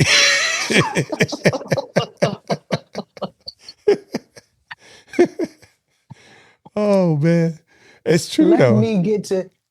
Are you smart? What do you have to offer? What are you giving me? Do we even have similar tastes? Like I did the whole like antithesis of me relationship before, where the person was the polar opposite of me, and I guess to some degree it was alluring and attractive because it was something that it was foreign to me, and it felt like some kind of a challenge of sorts. I wanted to grow too, and that relationship showed me so much about myself. So even though it didn't work out in the end, and you know, they dumped me, I had never been dumped before, bro. You're like, what the hell? You dumping all this beauty? Listen to this. They dumped me and I deserved it, right? But even if they had done the same thing to me, I wouldn't have done that to them. And I only did it because of what they had done to me. And that was the wrong, two wrongs didn't make it right. And I rolled the dice on that. And I should have been more mature to see that that still doesn't mean you won. I might have won some, but I just lost one. Right. But it was good. Once they were out of my life, I could reflect on what that relationship meant, and I chose it for a reason, and it was a sapiosexual reason. They were a different type of mindset that I had never been exposed to before in my hyperbubble world I had created, or that ideologies had already painted for me in my personal Truman Show. He broke me out of that aquarium. I would not be the man I become, the rock star I am now, had I not been in a relationship like that to break me out of. You can't put a shark in an aquarium and expect positive results. Mm-hmm. And what happens is aquariums are strange because you can see your way out, but there's no way out. Because there's glass there. Right. It's so clear. I can see there's something over there, but you just, and you're like, but this doesn't feel comfortable to me. I've explored every little fucking man-made baby cave that you can think of in this aquarium. I've seen all the fake plants and all the fake aquatic little gems and stuff you put inside the aquarium to make it look like it's a damn ocean. But this ain't no ocean. Right. I want to get my ass back to the ocean. Come on here. That's why on the song, I Dive. You know, I dive. I ain't no ordinary man. I'm a merman. Can I trust the hands of a human? Constantly polluting my sea? All of this gossip and chit chatter in a few years won't even matter. When currency's ashes have been scattered by the sea, where will you be? A wise man knows he has no answers, and if he did, would he cure cancer or would he make millions off people's misery? People have the solution to the disease, but they make more money off of selling the medicine. Yeah. Woo! Yeah. So what we gonna do with it? You know? And then it messes with your faith. Yeah. So you start doubting God as if he did something wrong, when it's really you stop believing in yourself. You let people convince yourself that you aren't called to be the superhero you know you've always supposed to be, because you don't want to make them feel like you think you shit. Well, I got news for you. You are. You are, Blanche. You are, Blanche. You know what? That's the perfect segue into a song that we said we was going to play early, but we didn't get around to it. So now I'm going to play it now. This is called Doubting Thomas, and it's off his album, The Prayer Drone. Check it out, y'all. It is like I don't know better. And the Lord's been really dealing with me. Yeah. Tossing in my sleep, prophetic dreams. Sometimes I don't want to see the things that I see. But you look beyond my faults and show my needs. Doubting you is no way to repay you. I gotta get my faith up and lay up all that glove. You don't know, like I know, what the Lord has done for me. Breaking, searching. If I diligently seek you, you would find me. And I'm so ready to be found, cause I'm lost right now. Cause I be praying, you ain't saying nothing. I be fasting, consecrating, you ain't saying nothing. I can show you better than I can tell you. You gotta believe in me. Ain't nobody gonna do it like me. You ought to know by now. Time after time, he brought me out. Time after time, why should I doubt him? And how much more does Jesus have to do to prove to you that he's gonna bring you out? And how much more does Jesus have to do to prove to you that he's gonna work it out? Don't be a doubting Thomas. Trust me, I'm gonna work it out. Don't be a doubting Thomas. Trust me, I'm gonna work it. Don't be a doubting Thomas. Homie showing up, I'm a grown up. Bottle I was sipping on a similar black. Read your word to school, you what you lack. Get behind me, say nigga, get back. There ain't no turning back. I know that's you coming back, and I need to reel it back in. Get that praying back in, get that fasting back in. Speaking of y'all, Blanche, you know that takes us to Janet Jackson. Good. See, you're excellent. Look how you did that. It's natural. Sign this guy up. Let's get him on TBS. Somebody, come on now. No, because you not only you love Janet, but you work with Janet on the regular. Yes. How did that come to be? I can't believe it. Oh my God. Okay, right? So how did that come all to be? Okay, the first time when I was working on some stuff for Unbreakable. And it didn't make, well, that's not what the name of the album was going to be. I can't tell you the name of what the other title was. I love that album. But Unbreakable is so good. To me, it's like her best lyrical album since Velvet Rope and Rhythm Nation. I agree. Like the writing on there, just especially if you play it starting in October, if you play Unbreakable on its release date, like if you play it like around from that time on for the rest of the year, that album fits a overcast, moody, cozy, indoor book reading library type vibe. Yes, it does. It's so, it's her best to me. Gosh, she dived in lyrically on this. Yes. It's so mature. It made me feel like it's one thing to be a fan of an artist, but there's nothing worse than still wanting them to be hungry for it. And you can tell maybe they're just not into it no more. And Unbreakable let me know she still wants to make great, meaningful music. I agree. And that just made my heart and so that's how I kind of came into it, starting on that record. My song didn't make that album, but I did work on submissions for it when it was going to be titled something else.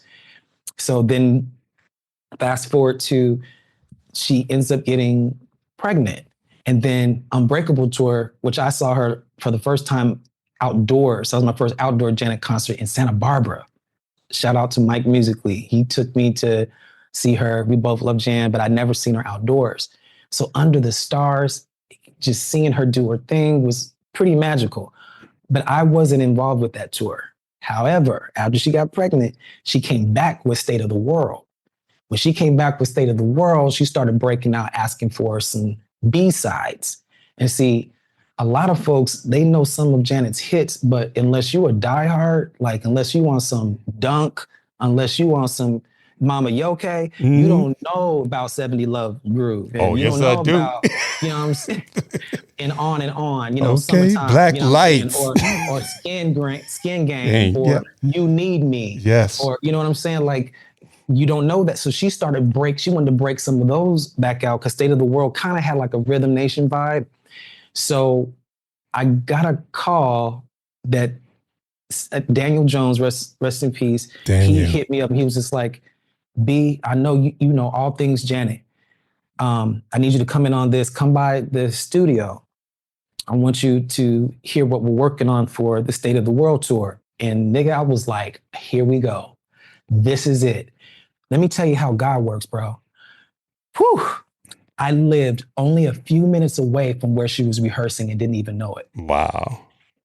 When I got to the studio, it was right on time. They handed me a hard drive and said, these songs, this song, that song, that song, we need this back. I took that hard drive, got in my car, went right to my studio and knocked it out in under an hour. Brought it back because I know this shit. I studied it. I love Michael. He's amazing. But Janet got her own shit. She's her own chick. They're related, so of course there's nuances and things that's gonna sound alike. They're related, dummy. Right. Of course they're gonna have certain facial expressions. Not like she was adopted. Hello. Right. So, but there's a distinct way she goes about layering and her harmonies. And so from 14 saying, I'm gonna be in her tour book someday, fast forward to several tours later in her career, here's my opportunity, right? It was a testament of, I believed it even though folks said it could never happen. Getting bullied for liking Janet, getting teased because I like Janet, getting dragged because I like Janet, being made fun of because I like Janet. I can't help that I connected with an artist that used their platform to unify people through music and dance. It's not just that I'm a fan, I realize you can use your platform to inform. That inspired me. I was like, she could be singing about anything right now. She's talking about prejudice, no, and ignorance, no. Like she could be singing about anything. She's a Jackson, bro. Mm-hmm.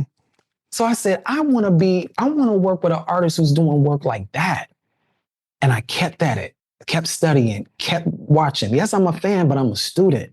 Jimmy and Terry and Janet, my whole life. Came back in, turned in everything. Everything was great. Then he said, wait a minute, I need to come by your crib because I need to go over some stuff. She's doing a B-side and I don't really know this particular thing, but I know you know. Can I come by your crib? So Daniel, her MD, drove to my crib and he's in the parking lot of my crib. This apartment, just apartment, Sherman Way or whatever. And just in the valley. Just you wouldn't think that he would take the time to leave a session with Janet Jackson to come to my little apartment and need some help from me. You're the MD. Right. So we get in the car, he's playing Skin Game, and he's like, okay, how's this sound? He was playing what he recorded with the band. And so he said, what do you think? I said, well, you're missing a few elements here. He's like, what? I knew it. What is it? So he had his notepad out, said, so look, this little piece right here, you're supposed to follow that with that little Miss You Much keyboard sound here. The bass line has to go like this, blah, blah, blah, blah. The Skin Game, all those things that only someone who really loves her would even care to be meticulous about. And Janet's the type of artist, I want her to feel like she don't have to know who's working around and for her. She just should know whoever is working for her, whether she's met them, works with them, or can interact with them or not, are already dialed into how meticulous she is. I wouldn't have got this unless she heard that. Right. So I come back and they said, oh, can you come over here, please? Joey, one of my best friends, was working for her at the time. He was like senior vice president or something like that. Yes. And he says, can you come over here? I was like, yeah. And as I'm sitting there, I'm watching her son, Issa, be carried off by his nanny or his person who's taking care of him. I said, that's Issa. Oh, Janet's here. Janet's in here. Now, mind you, we had never had a chance to like really just sit down and like have a moment, because it was always somebody around, and I don't be pushing up on artists and things like that, because I know how that feels. Right. So the cameraman person comes out and says, so what is your position? I said, and I didn't say, huh. I said, let me answer this real quick. I said, I'm the vocal creative engineer, Imagineer. Mhm. He said, okay, great. So I'm thinking, wait a minute. They're asking me this because either I'm about to be a part of this staff or something. Why would he ask me what my position is as if I already had it, unless I should already know I had it? Right. That's why I couldn't wait to think, well, I don't know. If I'd answered, well, I don't know, they'd probably say, well, I don't know if you need to be here. Right. You better think of something quick. Some type of position. Did. Some type of position. And so they said, and they heard it, and then, okay. So then he says, she wants to see you. I said, cool. So I'm just sitting there, just chilling, like, oh my God. All right, bro, just be yourself. I had on some gold shoes that day. And they said, she's ready to see you. So I walked in, just real cool. She had just finished doing a dance sequence. The dancers had just been released for like lunch or something like that. And she was eating some salad and just looking like a damn princess or something. It was crazy. So then she sees me and she gets up, she puts her fork down, wipes her mouth off, she gets up, she walks towards me, very just the most beautiful slow stroll with both of her hands out towards me, like, come here. And she just slowly, she's like, come here. It was like, it's like the slow motion moment, like this 14-year-old kid, she has no idea, has been dragged because I believe in what she stands for. I believed it just like she told me to. She's in old Rhythm Nation, like BTS footage, she would say things like, if you want your dreams to come true, you have to make it happen. You can't just sit there and wait for it to happen because you'll never get it that way. That's that mantra, that philosophical mantra stuck with me, and nigga, it worked. It sure does. It worked. It took a long time, but I didn't give up on myself. I believed I was going to work with her someday, bro. I knew I was destined to do it. I didn't have to step on nobody. I didn't have to shit on nobody. I didn't have to maneuver nobody out the way. Bro, your gifts will make room for you. Your manners will make room for you. Your professionalism will make room for you. She hugged me. She says, now look, right before she gave me the full embrace, she said, now look, I've been dancing and rehearsing, okay? So I might be a little funky. I was like, Jen, please. She hugged me. She must sweat perfume, bro, because she didn't smell funky to you. Every pore was Chanel. Every pore was, you know, it was just like, oh my, like just everything you think she'd be. And like, what would she smell like? Just amazing. Just like, this is how you smell when you sweat. Right. This is some princess. Right. Because girl, you don't want to smell me when I start sweating. So she goes, oh, I like your shoes. Because she saw I have my gold shoes. She says, look like you're about to go into orbit. I said, oh, trust me, Jan. You don't know, right? Believe that. So she's like, so, but before we even got into that part, I said, how are you doing, Jan? Because this was a day after her father, Joe, had passed. She was right in rehearsal, bro, grieving, but not grieving. She had work to do. And I know what that's like. So I said, Jan, I've been praying for you. I lost my dad too. So I understand, and my condolences are with you. How is everybody? She goes, the kids are okay, but mother's taking it really hard. And it hit me, you know, because Joe was it. Mm-hmm. She knew him the longest. Yeah. This is, you know, after she's still trying to get through Mike. Right. She says, thank you. Thank you for caring. She's like, so B.Slade, I had Daniel play some of the playback and, you know, he took the music out and I just heard your vocals and I was like, is that me? Or is that, she's like, He's like, no, that's you. She's like, so B.Slade, you can just sound like anybody? I was like, I said, yes. I says, if I love you and I study you, if you're someone that I admire, I study your details and nuances because I appreciate the details and the work that you put into it. She's like, you sound just like me. I couldn't believe it. So from that point on, man, I get call after call after call. And when I got my first check and it came, I still have my first Janet Jackson check. I'm never, ever getting rid of the first time I got a paycheck from my hero. I just want someone to hear me out there. Your dreams can and will come true if you refuse to give up. Yeah. When I saw that, it made me realize, had I given up and listened to all those assholes that were treating me like shit growing up and embarrassing me and humiliating me, but I didn't care because I knew what I believed in, they all see it. When I went back to my reunion, they all knew it. I didn't have to say anything. I didn't have to be like, see, I told you.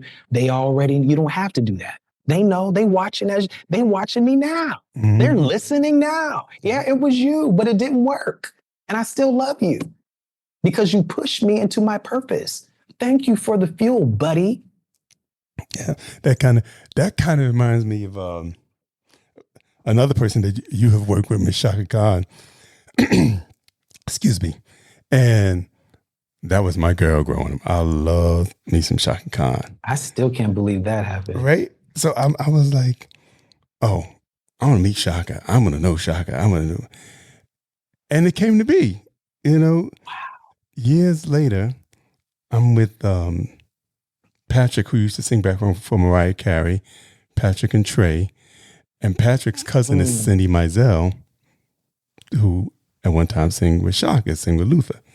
Okay. So he was like, a friend of mine that I went to high school with knew how much I love Chaka, and he worked at Radio City Music Hall, so he knew all the artists and the background singers, whoever came in here. Yes. And he met Patrick, and he was like, well, Patrick's telling me how he loves Chaka. He said, well, you got to meet my friend Troy, because he loves Chaka just as much as you love Chaka. So Patrick called me, and we started talking, and then we went out to the Blue Note to see Chaka. He said, come on, let's go upstairs and see Chaka. I'm like, what? Oh my God. He said, no, let's just go upstairs. She know who I am. So I said, okay, let's go. You ain't said that, I'm going. Okay, say less. Right? So he knocked on the door, and Chaka's sister, Zahiva, answers the door. And she like, Patrick's out here, girl. She said, let that motherfucker in. You know Chaka, right? Yep. I sure do. So Patrick comes in there, and she's sitting there with Betty Carter. Wow. And Mickey Howard. Yep. And they are just in there kibitzing. And she's like, yeah, this motherfucker find me no matter where I'm at. That is her. So she introduced, Patrick introduced me to Chaka. Said, oh, this is your number 2 greatest fan. He knows everything. I said, I'm really the number 1. He just think he's number 1 because he know you. Good, mm-hmm. Okay. So I'm but sitting he still there. Don't know more than I do. I don't care if you do know more. Exactly. So we sat up there and chatted, and I was like, I don't believe I'm sitting here with Betty Carter, Mickey Howard, and Chaka Khan. All legendary, like, right? Just chopping it up, like, and be real as fuck. Right. That's why people can't deal with them. Exactly. Too real. Exactly. If you're not really you, it's not going to work out. It's not going to work. And they can discern it and sniff it like from a mile away. You know? Easily. You know? Yeah, Jan too, because we had the same birthday. Get out of here. Yeah, May 16th.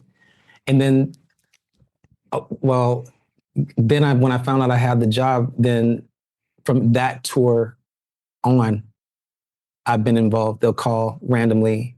Once Daniel, his untimely demise, then Eric Smith took over, and he would just call and be like, okay, Jam wants this, Jam wants that, Jam wants this. Like, because it's not enough to be dope at it. You got to be quick at it. And no drama. Like, when I tell you Miss Jackson likes 0, like, I don't want to hear it. You're at a different level of play. you can't get sick. Something went wrong. Can you deliver? Who cares if you're dope? Can you do this and there's no extra? And I was able to consistently do it because I've been training for this moment all my life. And it's funny you mentioned Daniel. I met Daniel back in like 2002, 2003, somewhere around there. Okay. And him and Robert Glasper, yes, were playing, right? They were playing for Lettucey. Oh my God, them two both playing for her? Right. Oh, cheese and rice. Now, Led is one of my good friends, so I was at the rehearsals and everything. Okay. And they was messing around with the beats. And it was just sick. And making up stuff. Right. Going. And, right. And you know how hype Daniel is. He's so hypey. Right. He's so excited, you know. And Led was like, could y'all just stop it? Can we stick to the song? And they laughing and joking and changing it up on her again, you know. So it was just so much fun to watch them and to work on stuff. Right. Yeah. And because you can't practice that. It just happens some things just happen as it's happening. Yeah.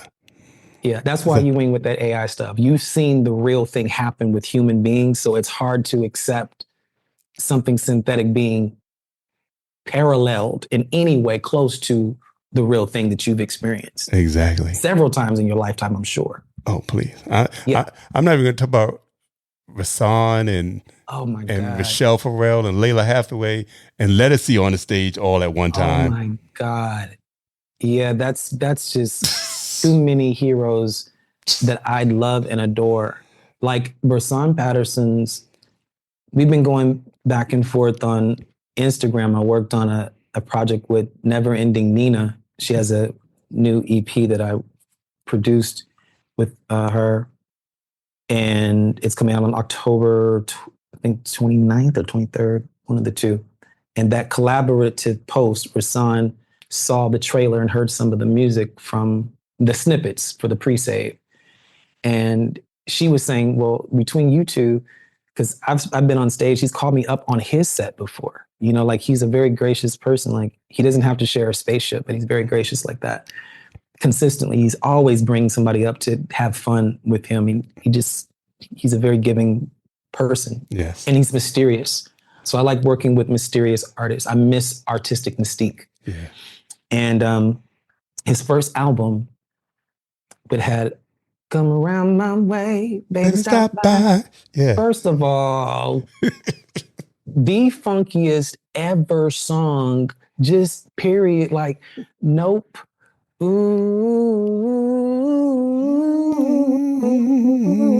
come around my way, baby, stop by. If you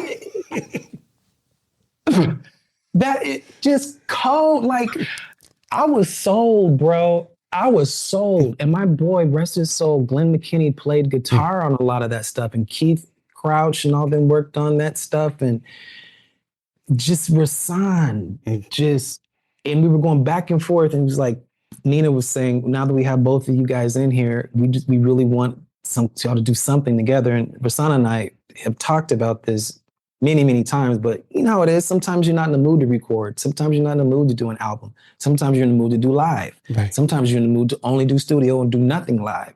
So once both of our worlds, which I believe it's soon, have that chance to just park under the same teepee, bro, I don't even have to make it. I said it on IG. I was like, it doesn't even have to be a duet for me. I just want to be able to produce him. Like, I'm a fan, even though people try to make it like we're synonymous. I am not on Rasan's level. He was writing things and doing things long before I came around. I studied his music. Let's be clear. Let's be fucking clear. That's just a bad brother. He is so good.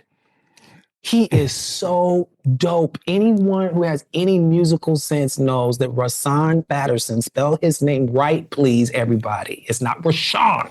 Right. Rashawn. Double A-N. No H in there. How many decades do we have to go through this? I get it. He knows I get it. But just, it don't even have to be no me and him singing. Like, if that comes up in the future, great. I just want to be able to produce. Like, he's an artist. I always said I want to make some beats for him. I want to make some dope music for him, and he writes to it, or we collab, or he brings some kind of idea that he got, and I mesh my idea, and we just make up something brand new. Like, it doesn't even have to be no he's singing his line and I'm singing my line. I know that's what the public wants, but for me, I'm still like, if that moment happens, it should happen after I've just done the production side first. Right. And then he comes out on the stage and start doing this. Oh, matter of fact, I got B in the audience. Come on. Then you come in there and lace it. Yeah. I really want to just be produced. I like producing too. People think I just want to just lead and stuff all the time. Nigga, I can hold my part in the tenor section and be very happy. I can be very happy just tenor section. I don't have to lead nothing, bro. Like, I can be on the drums. I can be on the organ. Like, I just like to be in the cut. You know, if they call me out, don't give it to me, because I'm going to go there. You didn't call me out here to fumble the ball. Right. If you pass it to me, oh, nigga, I'm going to take it in. And that one of those situations happened with him and Layla and myself. He was doing a cover of Rock With You. So he called Layla up. This was in like Huntington Beach. And I hadn't even moved up to LA yet. I was still in San Diego. And he called me up on that stage. He's like, B.Slade, did I see B.Slade is in the building? My heart dropped, bro. I was like, oh my God, Rashawn. Like, first of all, he sees me. When people go to concerts, bro, when they pay to see their artists, what they're saying is when they get there, it's probably not going to happen. But if it could happen, I just want him to see me. Yeah. Can this artist, or did Janet see me? You know, and she'll look at a certain person in the audience, you can tell they go crazy because they felt seen. And in that moment, bro, just especially with what I was going through at the time, for Rashawn to see me as another brother, to lift me up in that kind of way, he didn't have to do that, bro. He did not have to do that. And I went up there, did my thing. I got in and out graciously, because that's what a hamburger's all about. I'm just blessed to be on your spaceship. Right. That's the kind of brother he is. Yes. That's what I saw before I met him. I heard in his music, that's the kind of soul he had. I knew it. Yeah.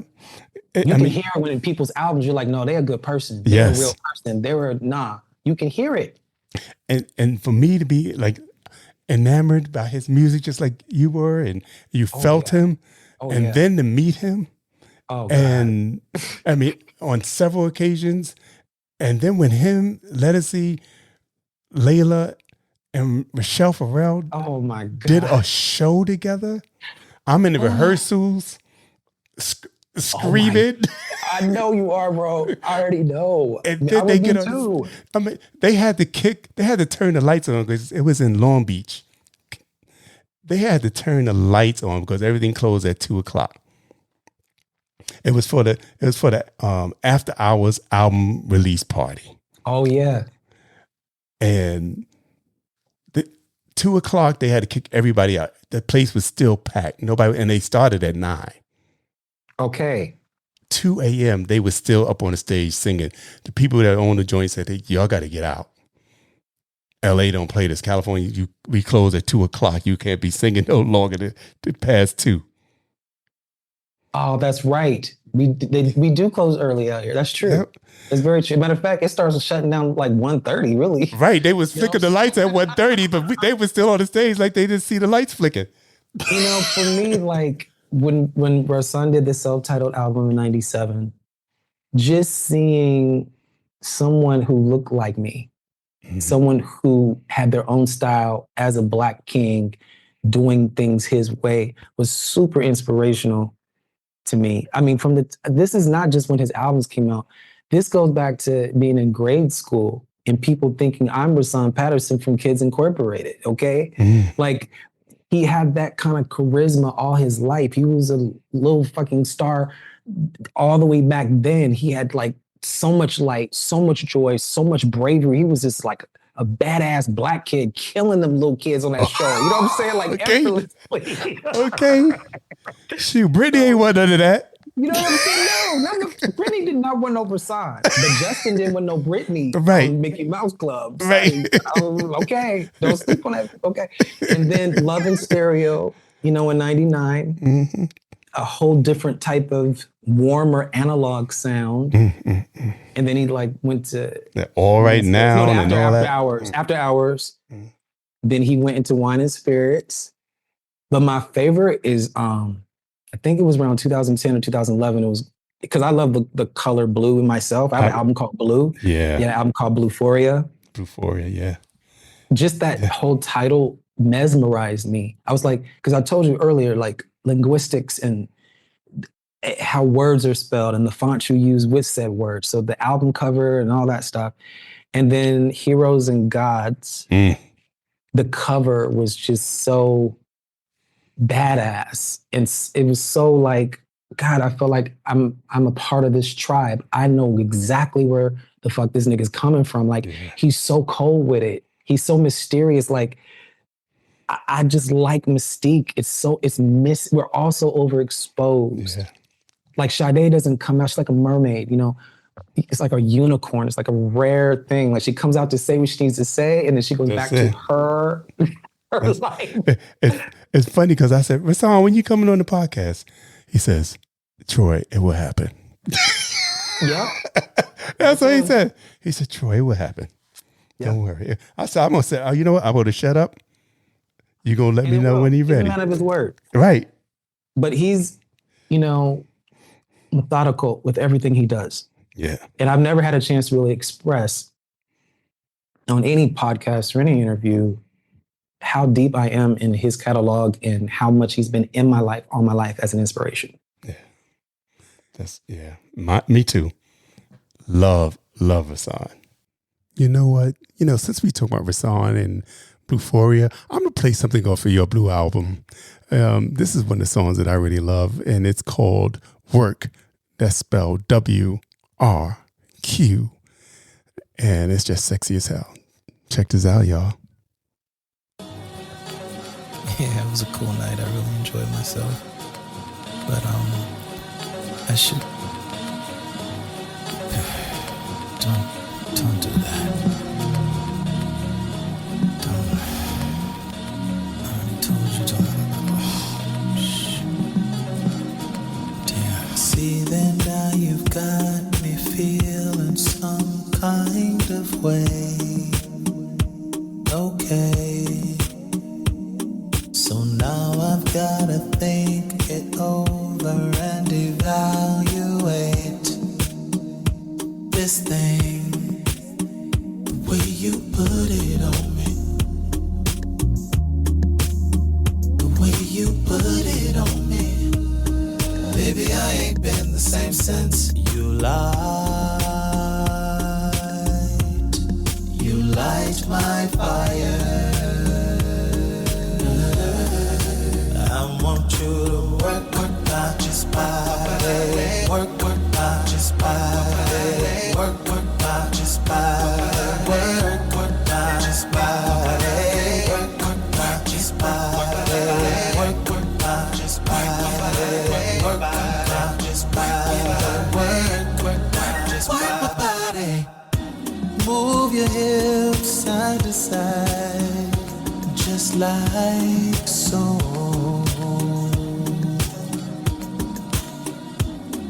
We're alone and we're grown, nobody has to know. So tired of texting. Yeah, that's giving me a little Marvin Gaye. You know, I'm just feeling that right there. Ooh, you know what? Y'all better go out and support Mr. B.Slade because his music just insane. And as you know, he touches on a little rap. He does slow jams. He does house music. He does R&B. He does it all. Country. The man does it all. Matter of fact, when are you coming up with your new album? I think I heard that you got a new album coming out. Yeah. Apotheosis 1919. It was supposed to come out in August, but the ride is not ready yet. Okay. So instead of putting people on the ride and then, you know, things don't work out, it needed more testing. I needed more research. I needed to live a little bit more. But let me tell you, you have never heard B.Slade like how you about to hear him on Apotheosis in a very pop international way. And I'm so excited, man. And so the production is still happening right now. I'm still recording the record. It got so good because I was painting simultaneously. Lyrical content from Apotheosis was being painted, written on. A lot of art pieces came while I was recording, while I was getting downloads, while I was making beats. I had a chance to work with Rick Robinson as a producer, and myself. Only myself and he have worked on any songs separately or collaborated together. He also worked on Doubting Thomas. Because Doubting Thomas went so well, I was like, he would be the only one who would understand Bauhaus 1919, those primary colors, the three-way difference, you know, that comes from the Bauhaus art school in Germany from 1919, which was about bringing people together like a rhythm nation through music, arts, poetry, and dance. And I needed a producer who would go do the studying about apotheosis and what that means. And I saw that word, apotheosis. Apotheosis means when someone is at the zenith of their craft, when things have you've done more than 10,000 hours of work in a specific discipline. And now you have mastered how to do it. And then you add more hours and 10,000 more hours of just working the mastery. When you get to that, it's usually in reference to someone like a Frank Lloyd Wright in architecture. They'll call his pieces his apotheosis. I was like, that's a badass word. Right. That's a badass word. Just like prolegomena is an amazing word. Antithesis is a badass word. Like, it just sounds dope coming out your mouth. So apotheosis architecturally was something that moved me. And I thought I was going to have it out in time because I was going to have a show I was doing in Atlanta. And that show didn't happen. So the pressure to make the vinyl and the album and everything drop on the same day as that concert was no longer a pressing issue. I was willing to work on the whole album in a week and turn it in. All the people involved with it will tell you, B.Slade was recording it with the intention to get it done in 1 week, not listen to it too much so I could be just as surprised as the consumer. Because I like to feel what y'all feeling. And if I listen to it too much while I'm recording it, then I'm no longer surprised by the time it comes out and I'm already ready to do a new record. You feel me? Mm-hmm. So to keep that excitement and to keep that edge, I'll only record just enough to get the parts done. I'll only mix just enough to get the mix settled, but I'm not just going to be drowning and tearing it apart and pulling at threads. And before you know it, something that was perfect, you and that ego of yours done fucked everything up. It needs time. So now that I don't have to rush, let me paint with quality and detail. Let me continue to study the process. Rick Robinson did the homework. I sent him clips from different YouTube clips, different literature clips about Apotheosis School and the Bauhaus School of 1919. He did the homework. See, that's the difference between AI assemblers, which is another form of production in the new world, but a true producer has musicianship, has discipline, doesn't mind doing the homework for the projects that they're working on. And he spent 3 to 4 weeks just studying the things I had been studying to work on Apotheosis.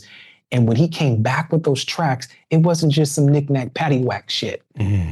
You could tell that this person understood why this art school was so important to whatever I'm about to do right now. And the fact that he took that time, that's what got him the job. There's a whole bunch of producers that wanted to send me stuff and do stuff. And I'm just like, hey, I want to work with you guys, but are you willing to do the homework that goes with working with somebody like me who's such a nerd? I'm a nerd. I like the process more than the product. I get mad when the product's done because I'm missing the feel in the process. Right. There's a rush. I can get off on just it being made. Then when it's done, I feel like it's like postpartum. Like, I miss the joy that came with not knowing what this song was going to sound like today. I get that. So I put that Apotheosis and said, well, you know what? a good testimony will never spoil. So just continue to build on it. And when it is done, 80% done, it's done. I'm not going past 80%. I only wanted 9 songs on this album. I only get 46 minutes with Elastic Stage. Back to Elastic Stage. If you are going to press something, they don't do double albums. They only do singular albums. And you only get 46 minutes. So I had to be like, let me be meticulous about which 9 songs are going to make it. I have one title that is just absolutely incredible. I can't even say it yet because it's too good and I don't want no one to steal it. But when I tell you, if it lands on the movie that I want it to land on, when it lands on the movie that I want it to land on, I think this will be the moment where the international pop audience will finally get it. Now, it's funny you say international pop audience because my daughter is into K-pop right now, right? And as I'm listening to them dudes, I'm like, they know B.Slade. Oh, absolutely. Because I'm like, absolutely. That run that he just did in that voice. That's B.Slade. I said, that's B. I told Indigo, I said, that's B. I said, the person I got on tonight, they listen to him. Because that's a B.Slade. That's a B.Sladeism right there. Yes. I have so many sons and daughters being birthed daily because they love what they're hearing. But they also need to understand taking snapshots and screenshots of something you can just study because of repetition doesn't equate to the life I had to live to come up with the blueprint like that. And that's what I tell her also. I said, I understand that you love them and you like what they're doing. I said, but what they're doing is something that originated from Black culture. Mm-hmm. Okay. And they don't want to give us our grapes. Exactly. So I don't really get into the ring about it because K-pop is the closest I can get to when like NSYNC and Backstreet Boys and Britney were at their zenith. I enjoyed that era. Right. I like heavy staccato, heavy pounding drums and performance pieces and tours and cool videos and happy melodies. Things with mid-tempo and up-tempo songs can make you feel like you want to cry. I like those kind of songs. I agree. I like good melodies that make my heart feel good. It's not corny to me. It's well-written songs that the world can sing, not just my crew or my race or my tribe can sing. Apotheosis is that moment where I believe I'll be revealed to the pop world. I've been there in all their music because I hear myself in so many people's albums, just like I hear Brandy in so many people's albums. Mm-hmm. I hear Janet Jackson in so many people's albums. I hear Michael Jackson in so many people's albums, including mine. Yeah. It's okay to be inspired, but you need to acknowledge where you got that inspiration from, or else that's lame. That's so not mellow. Exactly. Yeah. I agree. Hey, this is Lettuce C, and I'm so excited to be celebrating the Bass Entertainment Podcast with my friend, Troy Saunders. I hear a lot of myself and see a lot of myself, a lot of my style and aesthetics and things. Just like I see a lot of Grace Jones. Yeah. A lot, in other artists, I can tell like either they're looking at it or we're inspired by it. I mean, that's fine. I just don't cosplay and then try to like disrespect the one who made up what you're trying to wear for Halloween. That's all I'm saying. Like, don't do that. If you're going to pay homage to it in interviews and when you do your podcast stuff, when Rolling Stone interviews you, don't say you came up with that. There's nothing wrong. As a matter of fact, it makes you a more of a legend or icon to say who your inspirations were. Every icon has icons. Mm-hmm. And so true. They always pay it forward. They know where their help comes from because all these girls live in the house that Janet built. Okay. All the girls. All of them. You're not lying. All of them. You're not lying. All of them. Girls weren't selling records like that, especially not Black girls. Mm-mm. Forget it. Beyonce, all of them live in the Janet All world. of them. Yes. All of them. They're in the house she built. Yep. So let's not erase. See, you watching proteges and, offspring and spawn disrespecting their origins. It's really disgusting, bro. So true. The way they're dismissive to the ones, had it not been for them coming up with it, you would not have a blueprint. Or even Chaka, or. Oh my God. I'm like, please. You hear her all the time too. People don't even realize it became such a normal way of doing it that they don't even realize where it originated from. Absolutely. Like yesterday, I drive the school bus too sometimes, right? So I'm driving the school bus. Yeah. Yesterday, I got my Chaka Khan Destiny album T-shirt on, right? Okay. Is that one with Clouds? Is that the first song on that album, Clouds? No, Destiny's with We Got the Love of a Lifetime. It's that album. The Love of a Lifetime. Album is Clouds on? Naughty. Okay, listen, bro. Yeah, Naughty is no joke. Just this year, I heard Clouds for the first time. Now, let me tell you, my mind was right when I was listening. I was in a place to hear what was going on. If you haven't heard it, people who are listening, do yourself a favor on Chaka's Naughty album. I think it's from 1980. I think it's 80. 1980. A song called Clouds. Please do yourself a favor and get your wig snatched, your mind blown. Clouds is one of the most dynamic, colorful, cinematic Black masterpieces I have ever heard. It's just so dynamic. Yes, it is. Clouds, and this is y'all doing this in 1980 and y'all just chopped my head off in 2025. Ooh. Excuse me? This is the song you chose, Chaka? This is what you was feeling like? This is why she's like, I don't have time for tiddlywinks. This is why she don't be having time to be joking around, because her mind, she's been like light years. She said that one time. She said, if y'all like what I say, what comes out of my mouth, you should hear what's going on in my head. She said, some of the things that I think of in my head, I can't even get out of my mouth. I was in the studio with her at Jim Henson Studios working on her album. We have songs that we have not released yet that are so dynamic. One of them is called Bourbon. Let me tell you something. Now, the way she works is whatever comes to her mind, she can get. So while I'm working on beats on one song, she's like, whoever the person was at Jim Henson, the assistant, the studio assistant, they were like, she's like, hey, sweetie, I want some steel drums. They're like, you want, and he's like writing it down, steel drums. Yeah, like steel drums. Just give me a pair of steel drums. I hear some steel drums in my head. Give me some steel drums. So it's like, Chaka wants some steel drums. It was just a random request that was delivered to her like, it was like a minced chicken lettuce wrap. Here you go. This is just, would you like anything else? Yes, I would. And she did. She took a drag, Get her cigarette. She blew her cigarette out the side of her mouth. And she thought about the next thing she wanted. She said, what time is it?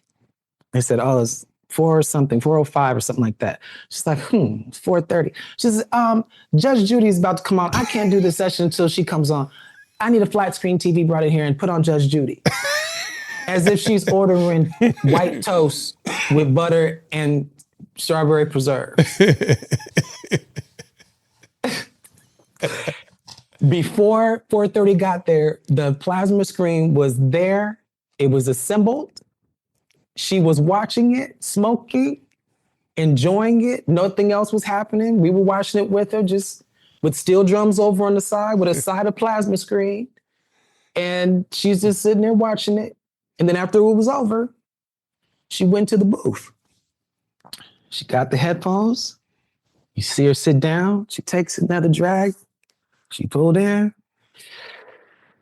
She thinks about it. Like the way when Chaka smokes, the way her whole swag, just the way she smoke is cold. Like you just got that's a whole art form in and of itself. Is watching how Chaka pulls. Like it's so cold, bro. I'll just be like, this is a master class in like badass, okay? And she took a drag. She's sitting in the studio. She grabs her headphones. She takes one more drag. She goes, and she goes, ah! She hits some really high note. After she dragged on that cigarette. This note was crazy. It was effortless, crazy. I have never heard anyone just randomly smoke, like puff the magic dragon and then just go over the top of the mountain in one single bound with not 1 ounce of strain or effort, like she was yawning on a summer day. I seen her do that at Central Park one time. She was in the backstage smoking. And then she just came out in the front and just hit the note. What? Smoke was still coming out of her mouth. Yes.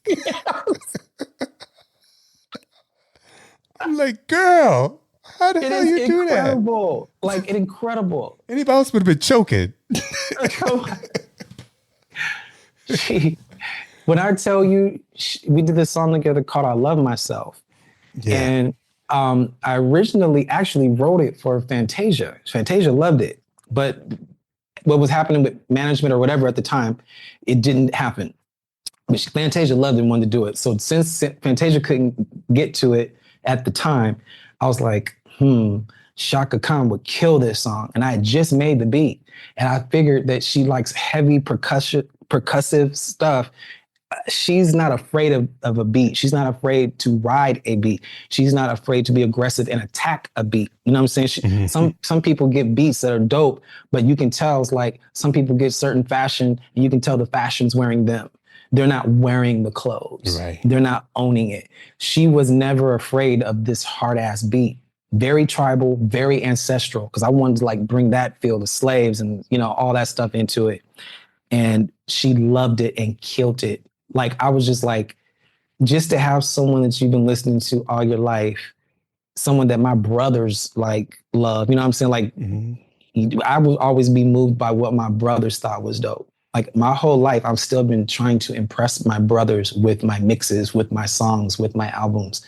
Like, I guess that's my serious motivation these days is just to get my brothers' approval that it's funky enough, it's hard enough, it's badass enough.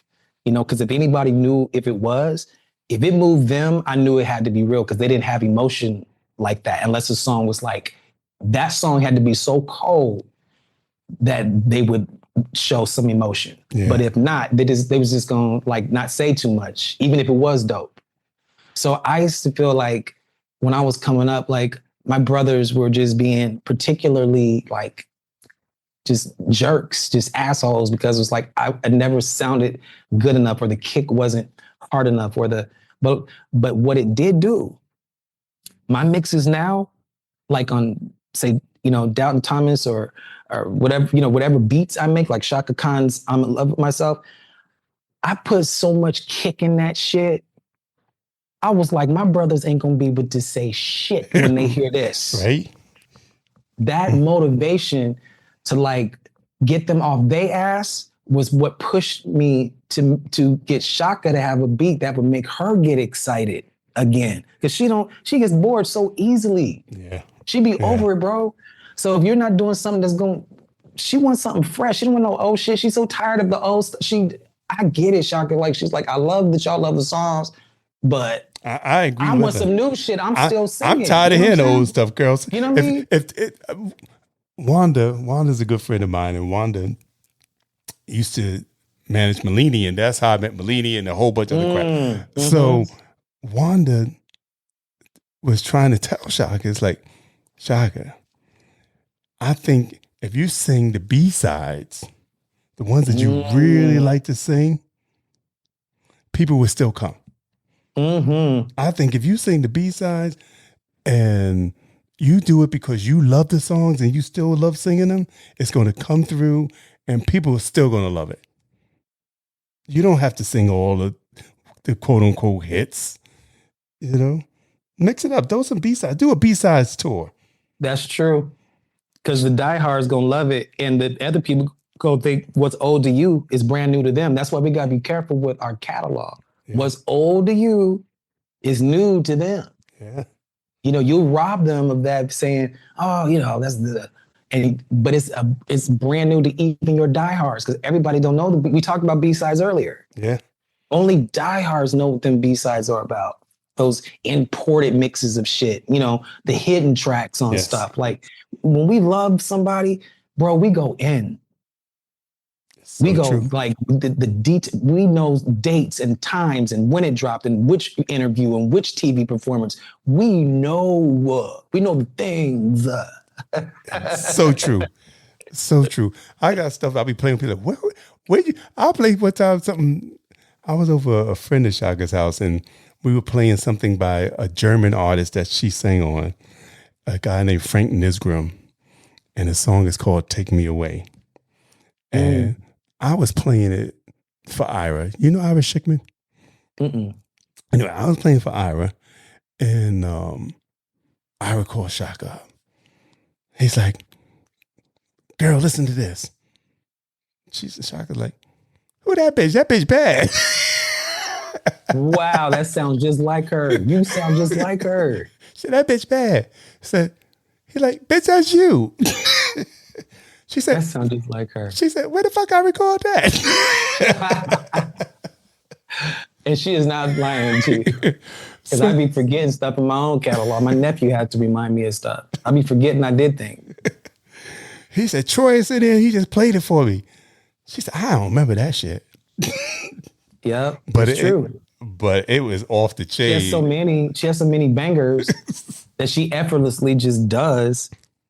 And then she actually played the steel drum. See, I didn't know she did all these things until I worked with her on this project. So she was just in the hallway after Judge Judy was done. And click, TV went off. She went out in the hallway. I still have like the voice memos, because I said, well, let me record these ideas that you have so I can take it and formulate, you know, what these ideas might be. And just hearing her play, I learned something new about Chaka every day. Like there was some new layer of her insight or how she wanted things to be or roll out. Like her way her mind works was just very intriguing to watch work. Yeah. Yeah, it's funny. Ira would say the same thing because he worked on some songs. When he's like, what's so crazy is that she can just take a part and put it in there, and they say, give me another part. And you expect people to just sing the song through. No, she has different parts at different times. That's right. And throws it in there, and then plays it back as the whole damn song. Yep. He's like, yep. She's amazing. She's amazing. She's really genius at what she does, and she knows what she's doing. Right.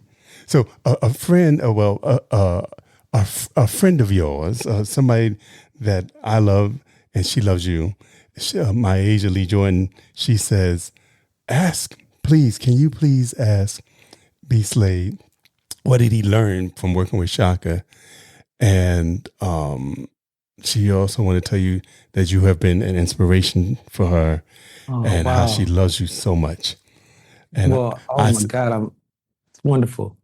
I said I would definitely tell him. Man, that's a good question too. Thank you for the love, by the way. And I learned not to tell her how to sing. I said, Miss Chaka, we're gonna do this hook real quick. And then she started singing and she was just doing it her way, the way she wanted to do it. And it was, you know, she's such a Maserati engine that she's at 180, and it's like, we don't need that yet at that part of the song. So that was like, Miss Chaka, so the melody right here, just on this section goes, she said, don't do that. I said, don't do what? She said, don't do that. You know, she talks really fast. Right. I said, what did I do, Miss Chaka? She said, don't tell me how to sing. I said, oh no, Miss Chaka, I'm not, you know, I promise you. I was just saying, this is how this melody goes. She says, but don't do that either.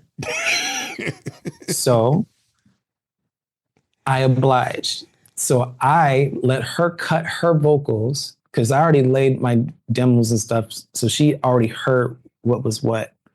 So then this was on leads. On background, she didn't mind me saying, how those parts go. Like the stacks, this was interesting. On the stacks, my input is exact because she knows I had a particular arrangement on that. So she literally hit and went with it the way I was like given, hey, these are how these go, right? Because she liked the arrangement. She trusted she knew the arrangement was good. So she didn't, but the lead part, no. So I would let her track leads, interestingly enough, with a completely different engineer. And when I come back, the leads are perfect. She not on her leads. She has her process. She has multiple Grammys because of that process. I am the same way. Don't tell me how to sing. Don't tell me how to make the beat. I know what I want. I know what I want to hear. If someone else makes a beat that I like, I'm going to go with that. And I still might need to add embellishments to their beat. And I'll ask them, I'll say, hey, do I have permission to take your fabric and add some of my own accessories to this? Would you be offended by that? Some people don't want you to fuck with their shit. And I respect that.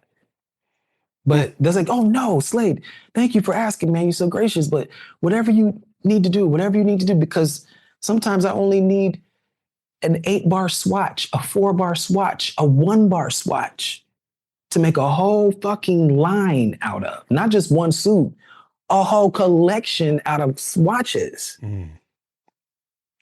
Right. So I know that process. I respect her saying, no, this part I'm going to do.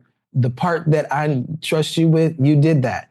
When I came back and heard the final mix, it was perfect. But every artist has their own process. You can't how you going to tell her what, it doesn't matter how you go about it. You don't know her like that. You just met her. You don't know her like that. That's funny. It's an article on Chaka, I think it was Essence. And it was in the early 90s. And she was doing a song for Tu Wong Fu soundtrack. It's called Free Yourself. And the author of the article was in the studio while she was recording this particular song. And she's in there with Steve Silk-Hurley. And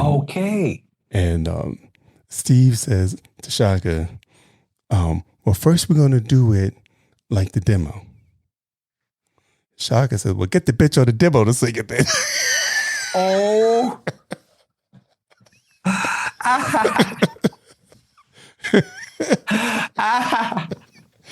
That is her. When I tell you, you know how she talks, bro. It's the way she be saying things. She ain't even trying to be funny. But it's funny. I be rolling, bro. Like I used to she, you know how she is. If she sees she got you going, she do extra shit to keep you it's true. Really going. And she would eat it up, man. Just one of the realest people. She, you know, invited me to her house. I played whist with her mom.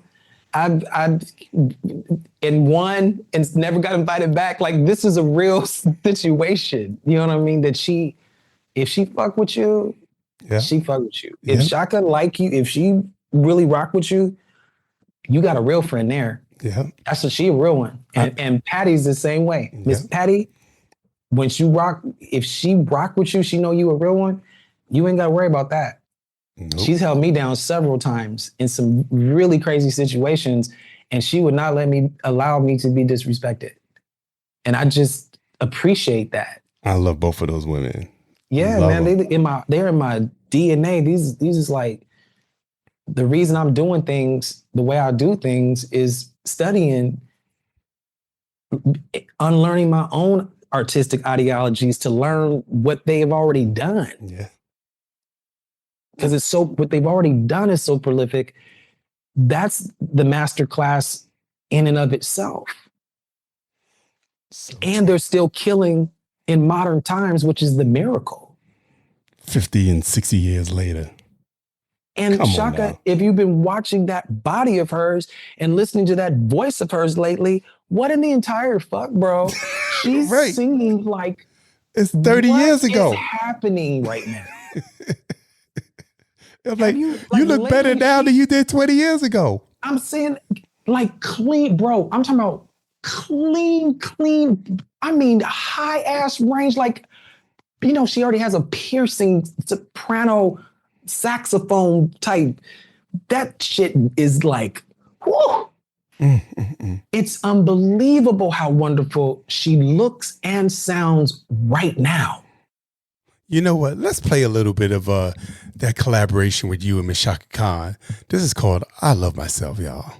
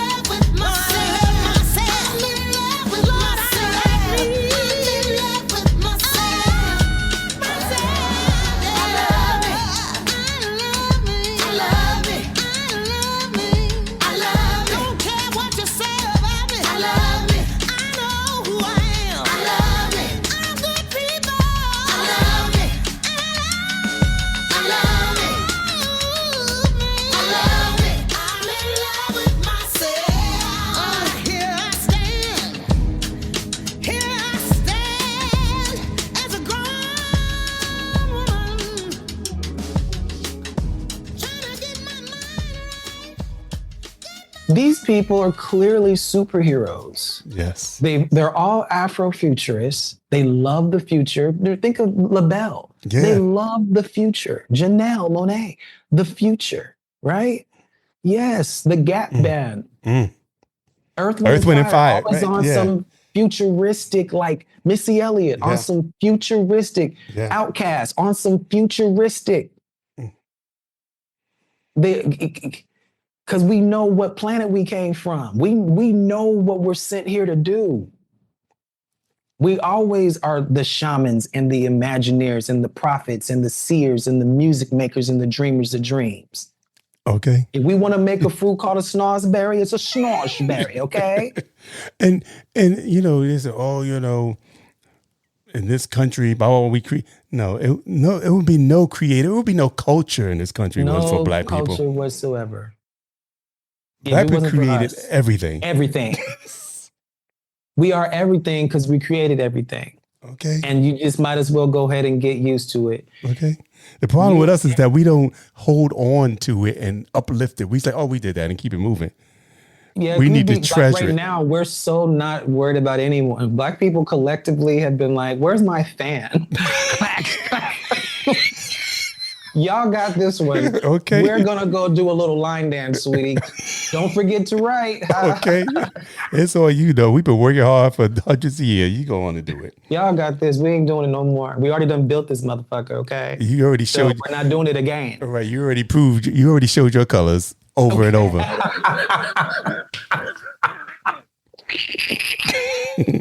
You need us, you know. You borrow from us. You use us to play behind you and work with you and make all your beats and get all your dance moves from, but you won't stand up for any of our issues. Mm-hmm. You love how we do things, but we came up with these things through being pressed in the oil press. Mm-hmm.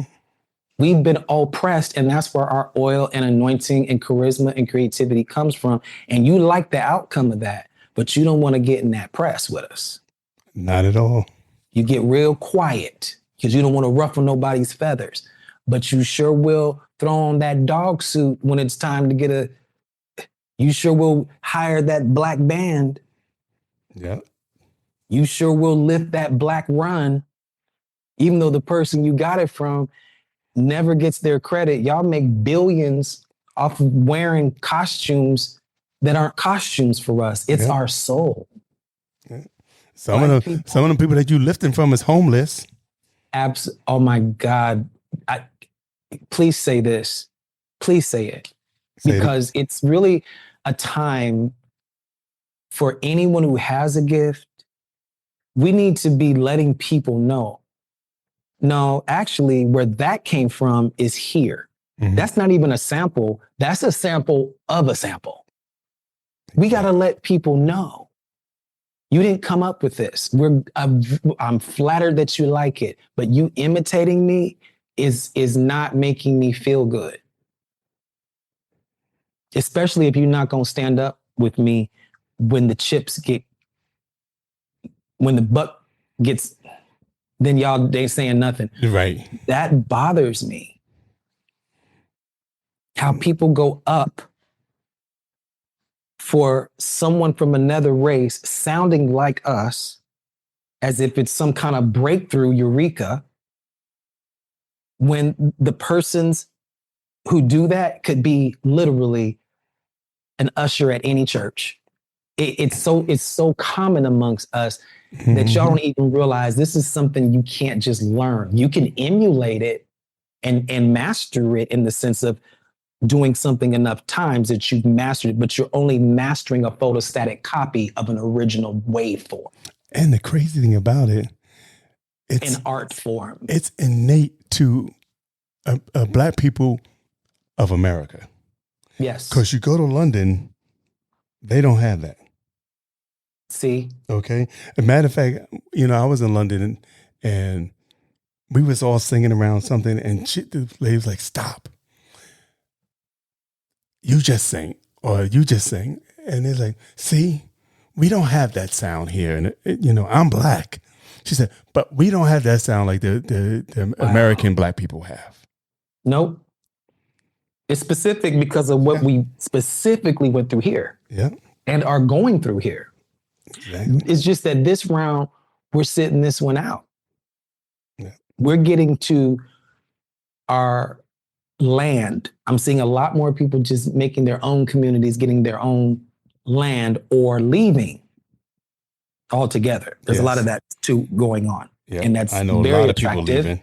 Yeah. Very attractive in the sense that I've always felt like I was a world or global citizen anyway. Now, my origins might be here in the States, but I've always felt like I'm going to live whichever mood I'm in according to what temperature each country is facing.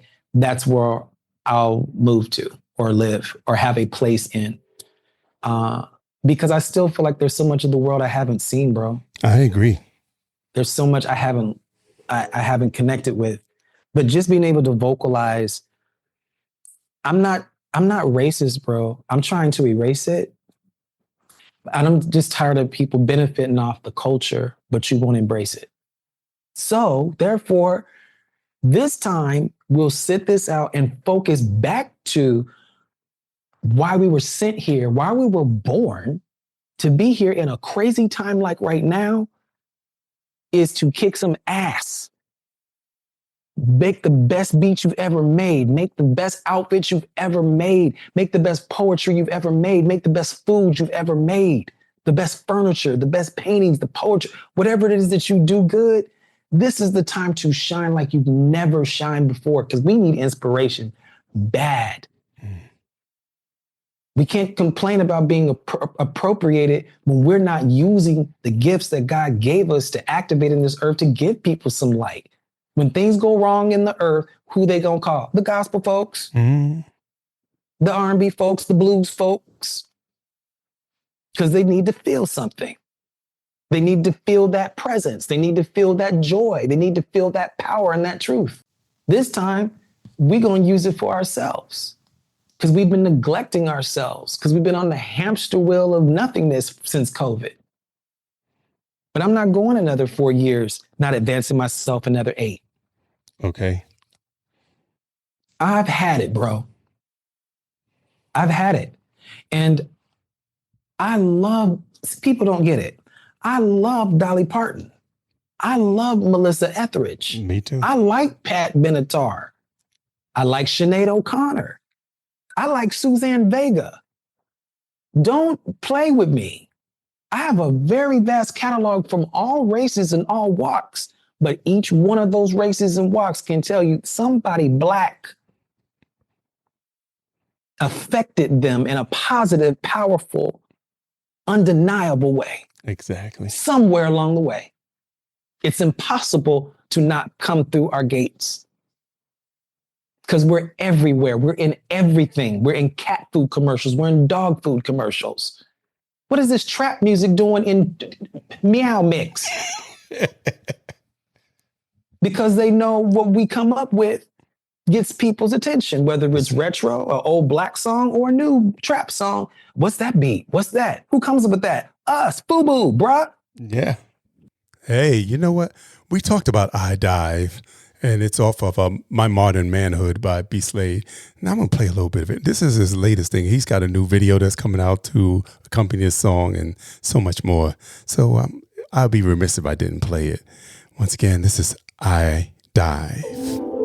I tried to reconcile, but I couldn't do it. And I tried. I swear I tried. I can see the finish line.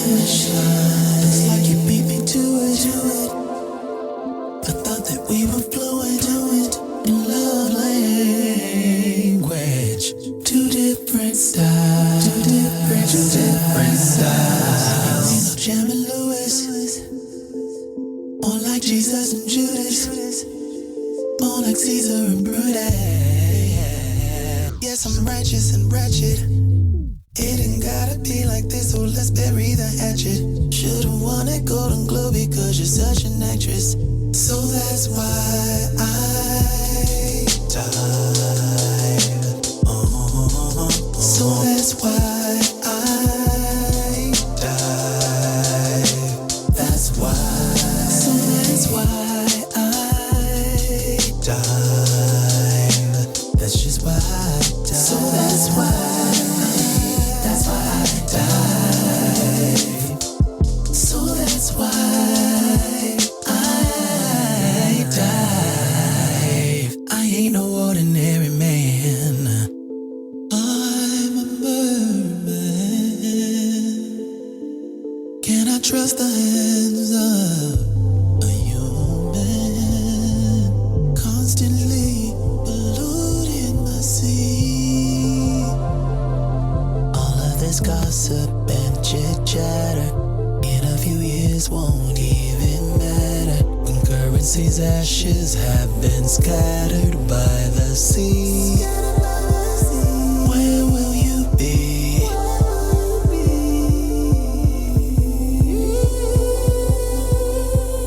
Not another oil spill, not another element for a mind killed. Plants dying, fishes dying, so that's Oh my goodness, we've been on here almost 2 hours and 45 minutes. Please, please, please, let me know if you got to go, okay? No, this is great. When I tell you, Cardi B and Madonna both just did like a very lengthy podcast. It was so just letting her talk. I learned so much about Cardi B. I think people are going to learn a lot about me through this. So thank you for letting me talk, bro. Let me get, this is just all this shit's been in my heart.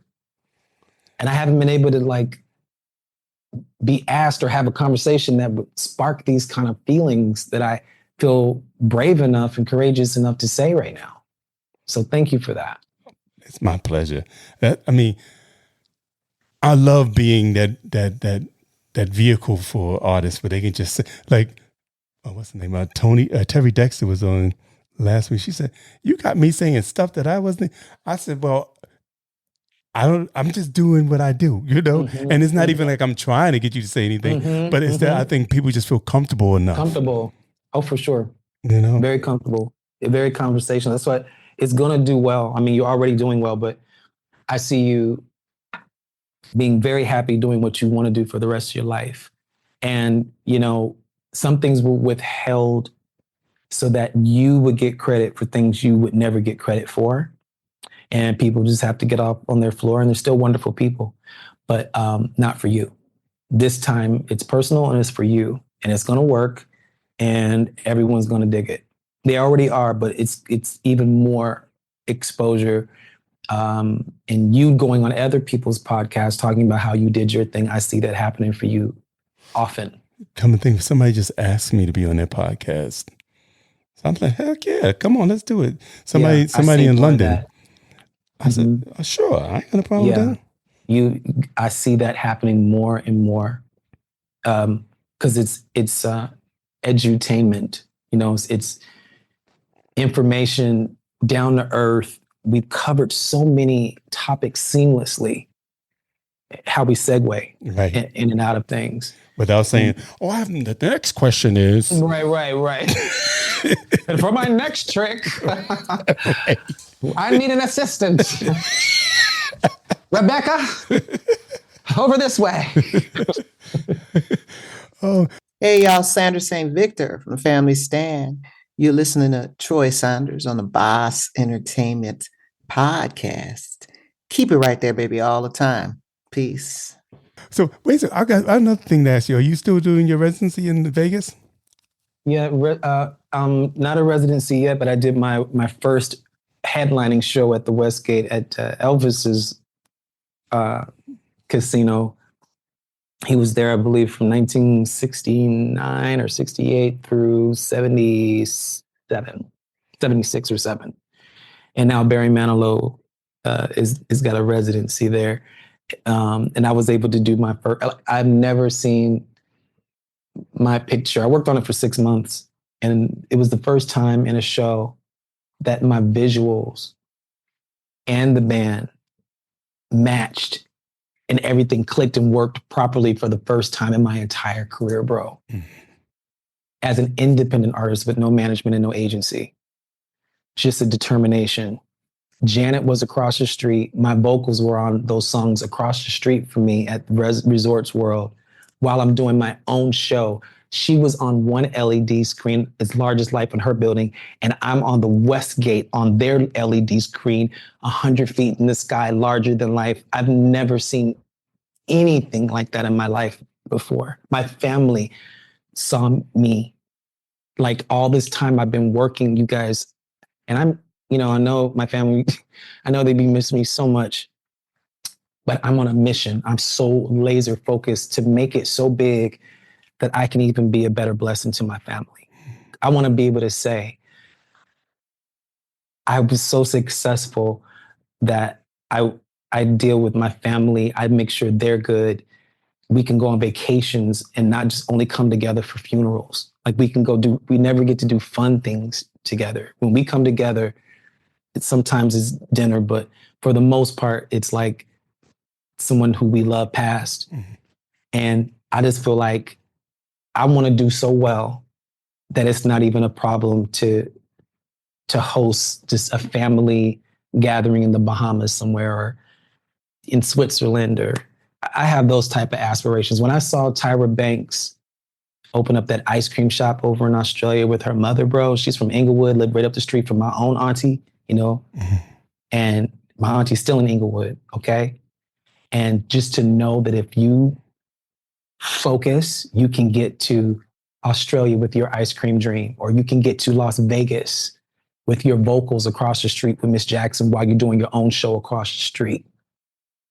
In Elvis's dressing room, getting dressed where he got dressed, praying where he prayed before the shows. As a Black man, no agency, no label, no management, just determination and willpower. And God, of course, he gives us the strength to do these things, but I want to do things my way, and me wants to groove. Is that okay? It's all right with me. Now, well, let me ask you a question now. See, would you mind giving up some of your privacy for this? Because right now you still have a little privacy. Yes. I contemplate that. I try to do things now so I can get in and out. Like if I go to Atlanta, I just already know I'm going to be seen. Yeah. That's my biggest state's market. So if I go to the mall or go someplace or wherever I'm seen on the street, someone's going to see me. But there's been times when like I'll fly out to New York, doing some work, and I'm literally walking down the street and somebody like B.Slade. And I'm like, I don't mind it because it's in doses. It's not like over the top. So I am enjoying the fact that I'm out there, I'm known, but it's not to the point that I can't still do regular things if I time when I go do regular things like matinees or, going to grocery stores when everybody else is at work or at school or whatever they're doing. Just timing things to the point that I can't go anywhere and that I have to watch my every move and my facial expressions and things of that nature.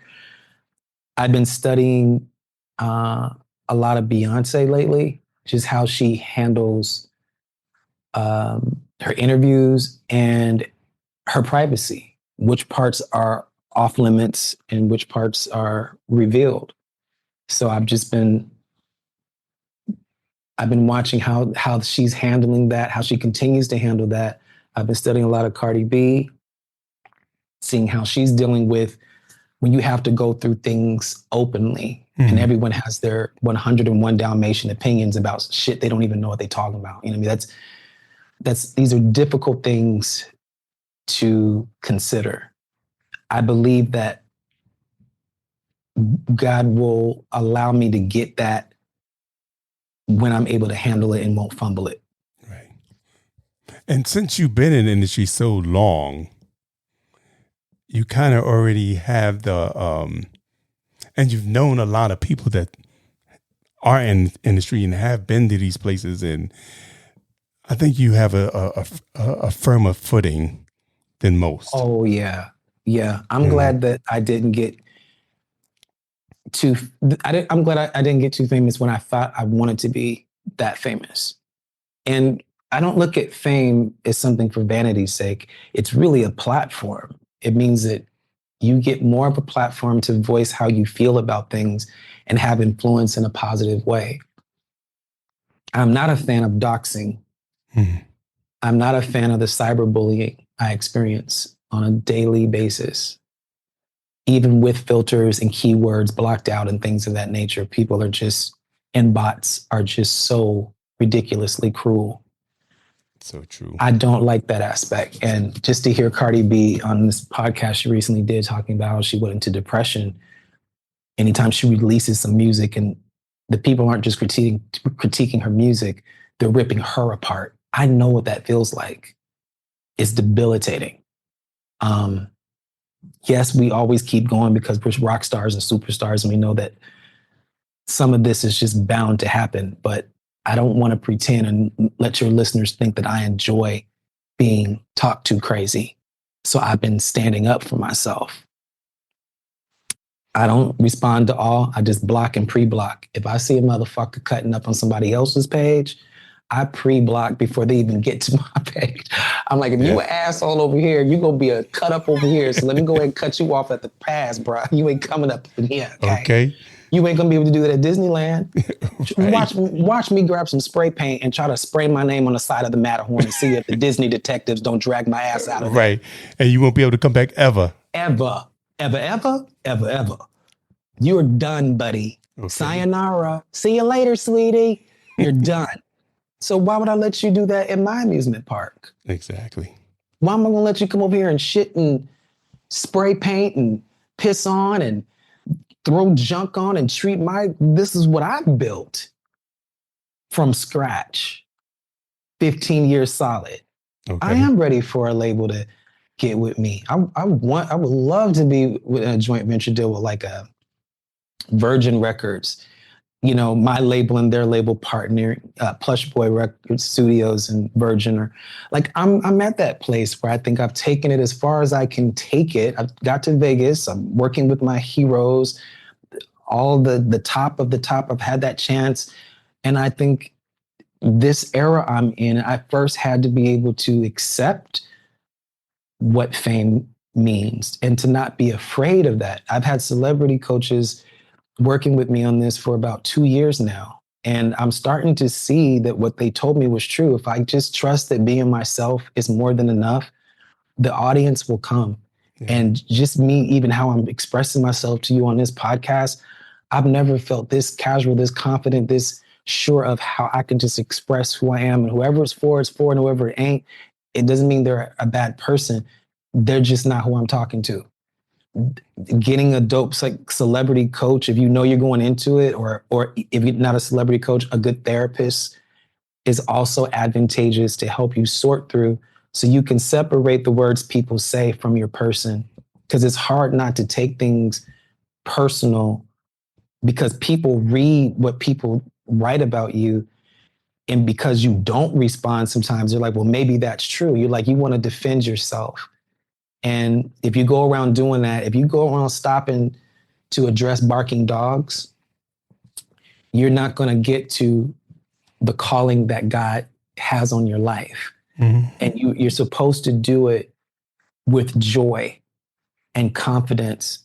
So I believe I'm at the place where I can handle more exposure. I know millions of people know who I am. Millions, I do know that. Mm-hmm. But it's not to the point of like a Beyonce couldn't go in public or a Cardi B could not go in public. It's not to that point yet. I believe I'm heading towards that type, but they've handled it in a way where they know what to give and they know what to protect for themselves. And I love my alone time.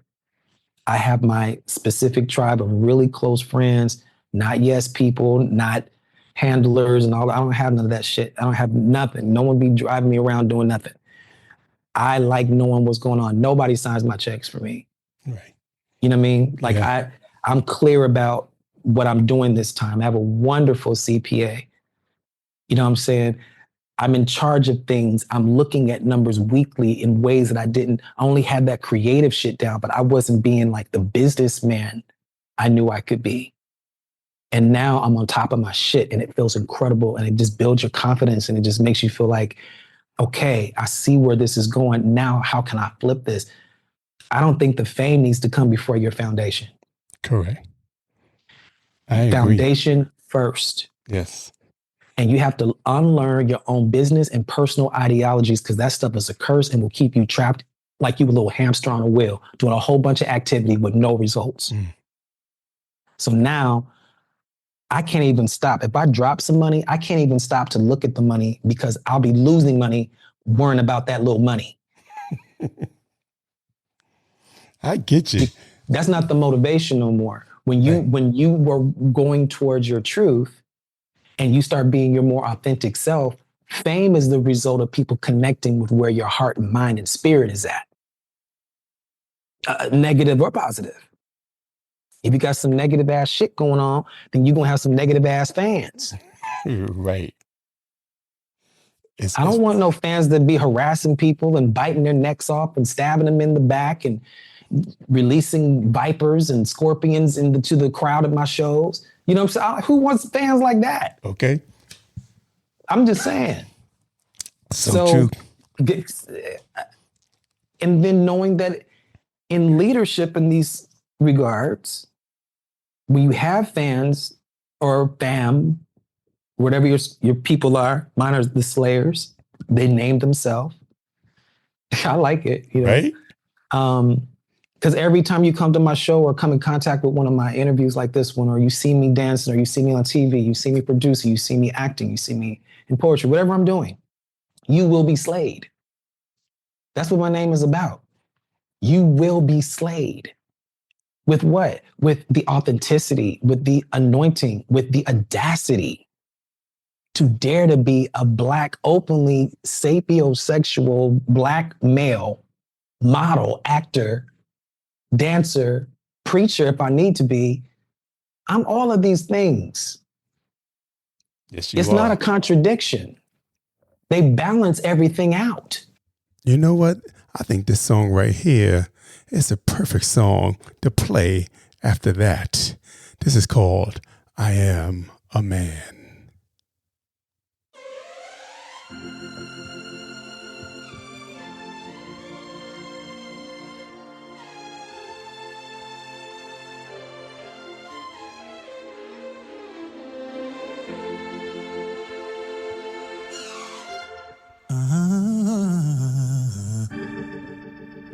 These hands have been bruised. My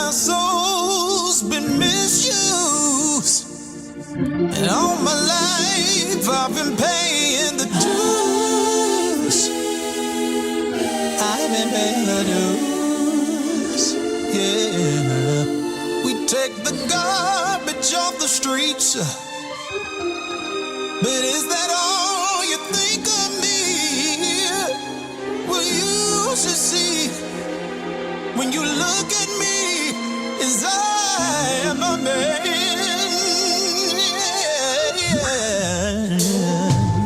And I might be worn and tired. We've been working overtime, yes we have. Hey, we unionize when Jim don't wanna. Hey,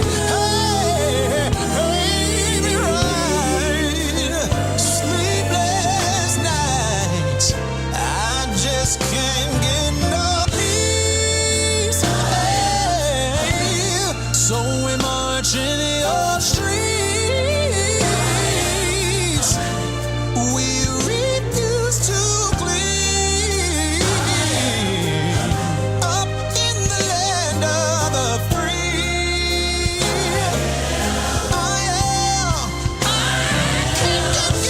Can't get no peace. Yeah. So we march in your streets.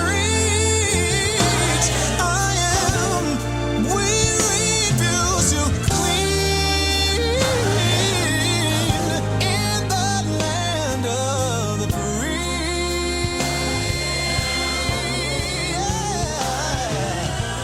Let me break it down to you like this. No, I can't change. Ooh, that's just fire right there. You are singing your behind off. I hate to even fade that, but I only try to give people a minute and 30 seconds of each song so they can get hungry and going out there and download it or do whatever they got to do to get it in their repertoire. Once again, that is called I Am a Man, and it's off the album My Modern Manhood. And I just want to say, I hope you enjoyed yourself. I am so glad that you came on my podcast today. You have a platform that makes someone like a Rasan feel like they could actually have a regular conversation and maybe speak in depth on things that they never get asked, like the typical stuff. Right. Journalists don't go too deep now. They don't think of asking questions that have never been asked before, or, You just about, because you just made, I said, daggone, if I can get Chaka on here, I got some stuff. Mm-hmm. I would love to get Chaka on here. That's going to happen. That's definitely going to happen. I think when people see who and the kind of caliber you have had already, and they know I don't park at nobody's place unless I'm feeling good about it. Well, that's why I felt so honored, because, I've been trying to get you on here for a while. J. Ross, Oh. God rest his soul. Rest his soul. Yes. I love Jay. Me that too. thing still got me. We love you, Jay. You speak your name, brother. Yes, we do. Yes, we do. I mean, he was behind the podcast from day one. He said he believed in you, nigga. He believed in you. Yes, he did. Real for real. Yes, he did. And he's like, you was working with him last year on some things. That's right. And Dalton like, Thomas. Yes. So he was like, Troy, I'm going to get beef for you. I said, all right, just let me know. Just let me know. Oh, man. So I think he's working behind him, Me too. That's remember I said when they go on that side, they can do more. Yes. So that's what I believe. Our parents and brothers, you know, on the other side are conspiring for us and still giving us wisdom and guidance and protecting us. Yes. I believe that and connecting the right pieces together. Yeah. I mean, I feel my mother all up in me all the time. Mm-hmm. Sometimes I look at my hand and, oh my God, my mother's right there right now. I see her. Mm-hmm. Mm-hmm. And it's not a week that don't go by that she's not in, a couple of dreams. Oh, yes. Saying something. Saying something, giving some message. Yeah. Mm-hmm. It takes a lot to get out of bed after your mom dies. People don't get it. So true. I mean, your parents, period, but I was so close to my mom, man. Me too. And that was my best friend. So shout out to Sean B., another brother of mine who also lost his mom in a very sudden and tragic way. but he still continued to press forward. And it's not easy, because for a Black man, their mom, they just believe in us. So, you know, they just, if no one else loves us, if no one else believes in us, they believe in us. And to know that that part is no longer here, and then you have to pretend that you're happy for other people's Mother's Day, when Mother's Day ended, when your mom passed, that holiday was no longer on your calendar. And so what it's like to try to be kind, because you don't want to rob people who still have their mom of their joy, but you also don't want to come over their house for Mother's Day, because, to be honest, I'm gonna probably be a little envious of the setup you got. I used to have that. So I can't promise you I'd be happy about seeing these commercials starting around April and May. You know, so what I learned to do was take the day that she passed and change, because that's an event, change that event into a whole other event. And then that's how I got through it. And each year I changed it into a different fun event versus traumatic event. And then this year is the first year I grieved my father since 2004, because I never got a chance to really grieve him. But 2 weeks before his birthday, October 1st, 2 weeks before October 1st, I was able to really grieve and cry about him. I hadn't cried about him and hadn't really got that really serious, deep snot purge, wailing, just what his death did. Because my mom's was so impactful. I never, even though she passed after him, I was still dealing with her and couldn't even deal with his drawer yet. So 2 weeks before, I was able to, and I didn't even try. It wasn't like I was trying to induce grieving. It just was, it was the time I felt safe enough for it to happen. And it did. So by the time his birthday, October 1st, rolled around, I didn't have the same sinking feeling or absent feeling. I came into my own. I'm thankful for what my father gave me. I'm thankful for what my mother gave me. But it was the first time I realized he's always with me, but now I'm my own man. Yeah. And I'm so proud that I didn't take myself off of this planet, that I didn't let these trolls and demons derail me, because they, you know, I guess that's what they're there to do, to see how bad you want it. Yeah. I'm just not taking the disrespect no more. And that's something my dad or my mom would step in for to buffer for me, but they're gone. I can handle it myself. Through God, if he's with me, he's more than the world against me, period. Well, you got to do through God. You know, he's got you. That's right. I mean, look how far you've come. I still can't believe it sometimes, Troy. Really, independently. You know, you're indie. We're indie. We're doing it our way. We're making things up that never happened, and now they exist. These things were in our head, and now they're on our shirts. Yeah. It's on our pants. It's in our shoes. It's in our hats. Like, we did it. We're doing it. You know? And we have to remind each other, hey, like you said, look, yeah, work towards your next goal, but also stop to pause and ponder and reflect and selah on how far you've come, where God brought you from, all the things he brought you through, the different highs and lows that you experience. And you still have grace towards your enemies and still have no vindication in your heart. You know, you're not bitter, you're better. You know, you just remind me, like when my last partner died, and everybody said, "You're not mad, you're not upset." I'm like, no. Because I knew he, you know, in his death, I knew he had some demons going on. Mm-hmm. And I can't be totally mad at him because I played a part. Either directly or indirectly, you know. I played a part in some kind of way. Not that I, you know, killed him or anything like that. Right. But so whatever, he committed suicide. So I had to forgive him. That was my thing. I got to forgive you. That made you angry that he went about it that way? Is that the part where you were, the way he went about it? The way he went about it, what he left behind. All the things. Yes. Yeah. How are you with it now? Oh, I'm good. Like I said, I forgave. I moved on. I got a new partner. We adopted a daughter. We've had a daughter for the past 10 years. That's dope. You know, and I'm good. You know, I just really want you to know, man, you're going to do so well. It's so refreshing to just talk to another brother, like on some realness, man, not texting where you have to like decipher the nuances of, you know, characters. And that's difficult to do because you don't hear the tone and the intention, and you don't see the face. You know, it's hard to read sometimes. And sometimes you'll read it in whatever mood you're in and it'd be the wrong mood. Right. But to be able to talk to someone and connect with them on that level and still inspire others with what we've been through, that's the kind of quality entertainment I want to be a part of for the rest of my life. I don't want to be a part of nothing else. I want it to be real, authentic, helpful, inspiring, but also human. Yeah. Yeah. So that's good.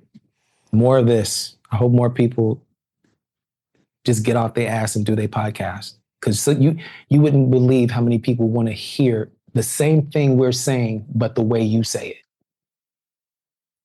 That's what podcast is. It means your personal brand, the way you see things, say how you say things, your style, how you cut, how you edit, how you adapt is so uniquely you. If you just show them parts that you've been hiding because you're embarrassed, if you start giving them a little bit more of the things you're trying to hide from them, they see a little bit more of your quirky ass and just your whatever, they just be like, I see myself, I hear myself. And word of mouth does the selling for you. Hey, you need to check out so-and-so. This is blah, blah, blah. Check out this podcast. Yo, I feel like I was in the room with them. I feel like I'm up here talking to them and I'm not even in the room. This is what the people want. Right. It's what we need. We all need it. Whether we're in the leadership position or we're in the I can't even follow someone that's not a leader. I cannot follow you if I don't see leadership qualities. Even though I'm a leader, I can still follow if I see a leadership or something that can sharpen iron in my own life. Some new perspective, some new camera angle that may help me be a better listener. So true. Yeah. So true. Because how you going to follow somebody that's not a leader? That don't even make sense. You got to be a leader, else you won't be seen. So slow down before you get knocked down. Hit your shiny crystal ball head on the ground. Kick you like a bass drum, slap you like a snare. Make this beat hop till you start growing hair. The basic move you made was basically a waste. While I run a race just to come in second place. Woo! Come on, guy. Come on, you gotta be a leader. You got to be a leader. You got to. And the leadership is servitude. Leadership is usually barbers, janitors, servants, public servants. It's not always glamorous. Sometimes it's just being a therapist that didn't go to school for somebody, because you know how to listen, you know how to adapt, you know how to see where people are coming from. That's leadership too. People who sweep up hair, people who wash the towels, people who clean up behind folks, shamans, imagineers, leaders, ambassadors. So true. The chiefs are the servants every time. That's why you got to treat the least of them well, because you may be entertaining an angel unaware. Mm-hmm. Mm-hmm. Ooh, I don't believe I'm about to run out of time on my card. It's all good. We can do a part 2. I can come back. Yeah, please. Keep it going. Please. I enjoy this. Time flies when you're saying something meaningful. Right? We didn't even get to the clothing line or anything. Yeah, so I can, we just have to do a sequel whenever you're ready, and we need the content anyway. So, of course, can't hurt. No. But thank you for part 1. I feel very edified and excited. Yeah, me too. I can't wait to sit down and do part 2. I just got to say thank you. Thank you, my brother, one more time for blessing us with your conversation, your music, and everything that you do.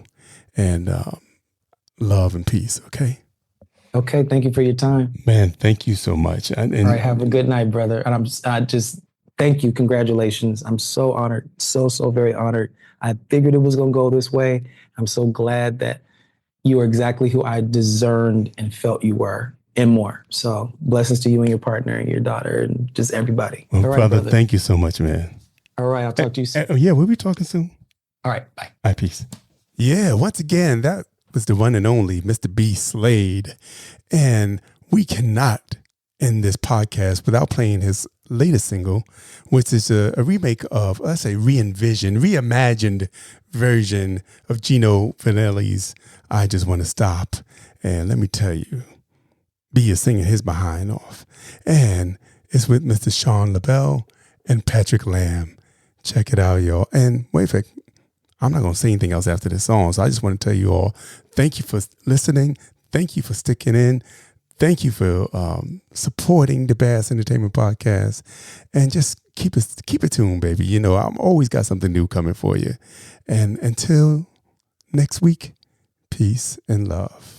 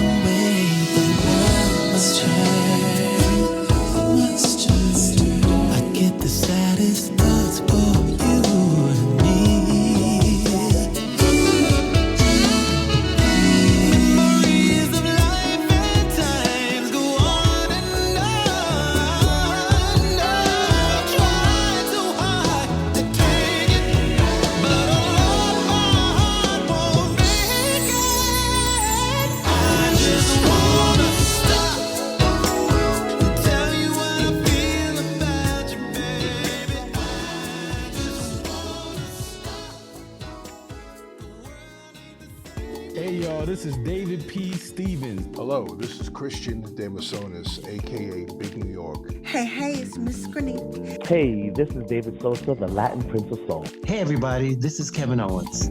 Troy, Gordon Chambers in the building. Hey, this is Let It See. Hey, it's Helen Bruner. And Terry Jones. Hey, this is your girl, Lady Alma. Hey, this is soul jazz recording artist Frank McComb. Hello, everybody, this is Ricky Jones. Hey, this is Sticks Bones, that groovy drummer. Hey, this is Toy Taha. Yo, what's up, everybody? This is Mark the Divine. Hi, this is Mason. You're listening to my friend Troy on the Bass Entertainment Podcast.